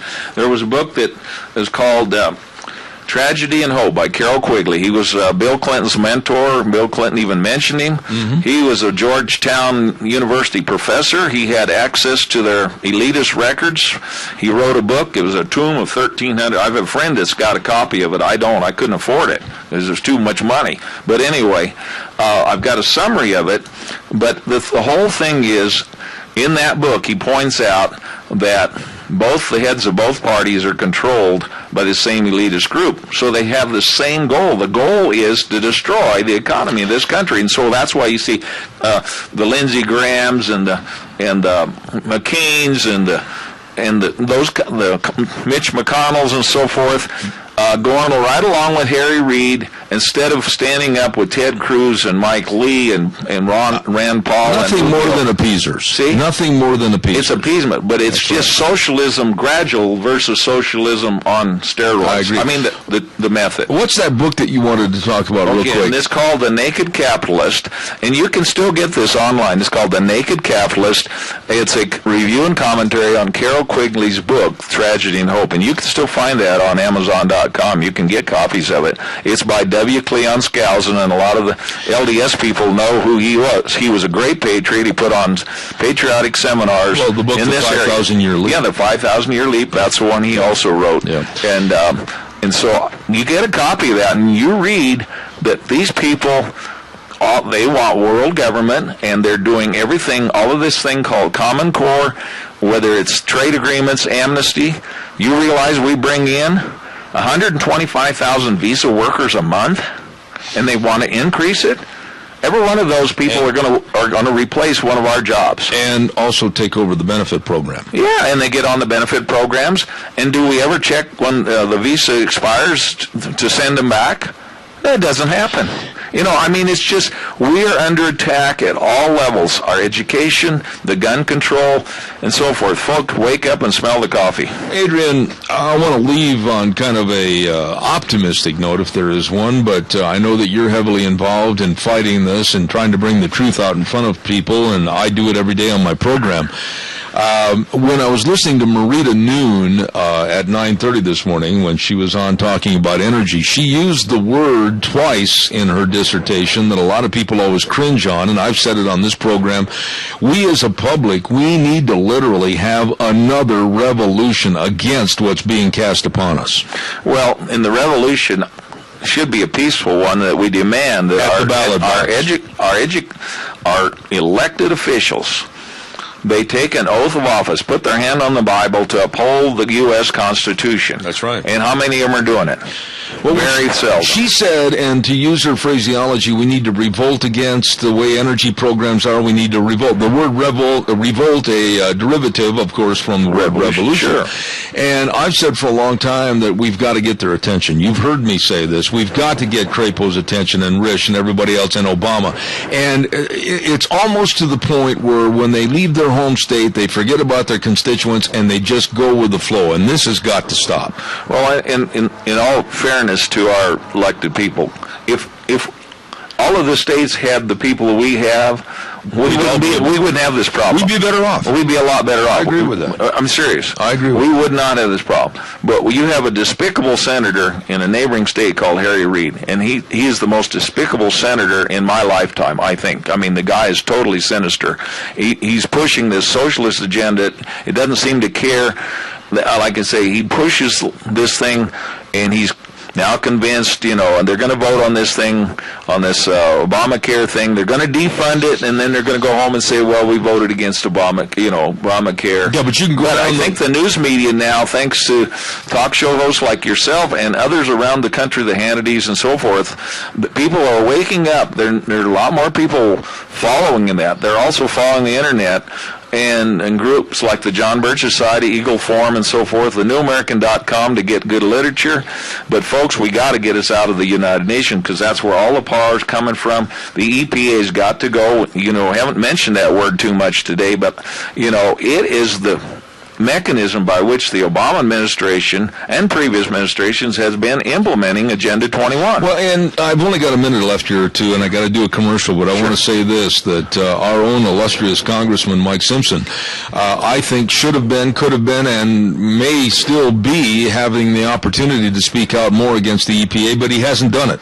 Well, he hasn't, and I talked with his aide in Twin Falls the other day and gave her an earful, and I said he needs to stand up at Congress and pound on the podium and say something instead of just being lip service to what's going on. And putting his against the EPA on his brochures that come back to his constituents in Idaho, that's not going to do any good. No. Okay. Ladies and gentlemen, I want to remind you about a great big tire sale going on right now at your Magic Valley Les Schwab Tire Centers. All 7 locations serving you, and I mean really serving you. They really care about your safe driving. Check out all the tires on sale, like the Wildcat A2 on sale right now for your light trucks and SUVs.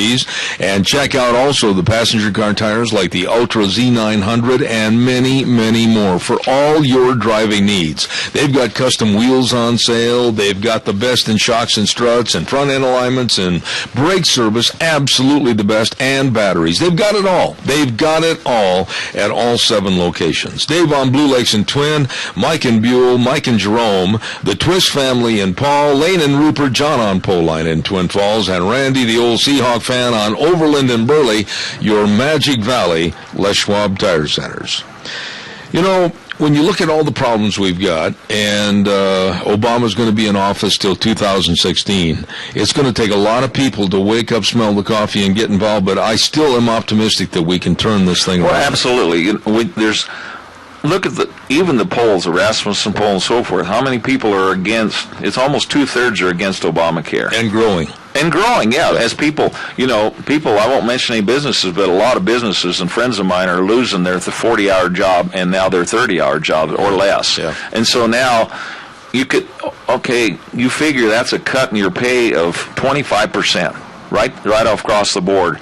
I mean, where are you going to make up the difference? And now with Obamacare kicking in, they said it's going to cost every family, on the average, $7,500.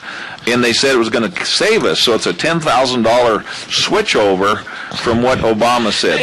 The guy's Pinocchio. And then here you see headlines in the USA Today yesterday. It says, a glitch in the law may leave kids with no insurance. 500,000 youngsters could be left off their family's insurance. Glitch? I mean, people didn't know what was in Obamacare to begin with. These kind of glitches should never happen. Nobody read it before they passed it. One last note here. I would invite people to put on your calendar for the 17th of October, the Red Line, Canyon Springs Inn, 7 o'clock. There's this talk by Dr. Ritz on Obamacare. So come and hear him. Put it on your calendar. I hope you can attend. It'll be a great program. I heard it's just a 10-minute clip on YouTube, and it was the guy who really knows what he's talking about. Okay, so anyway, on the 17th.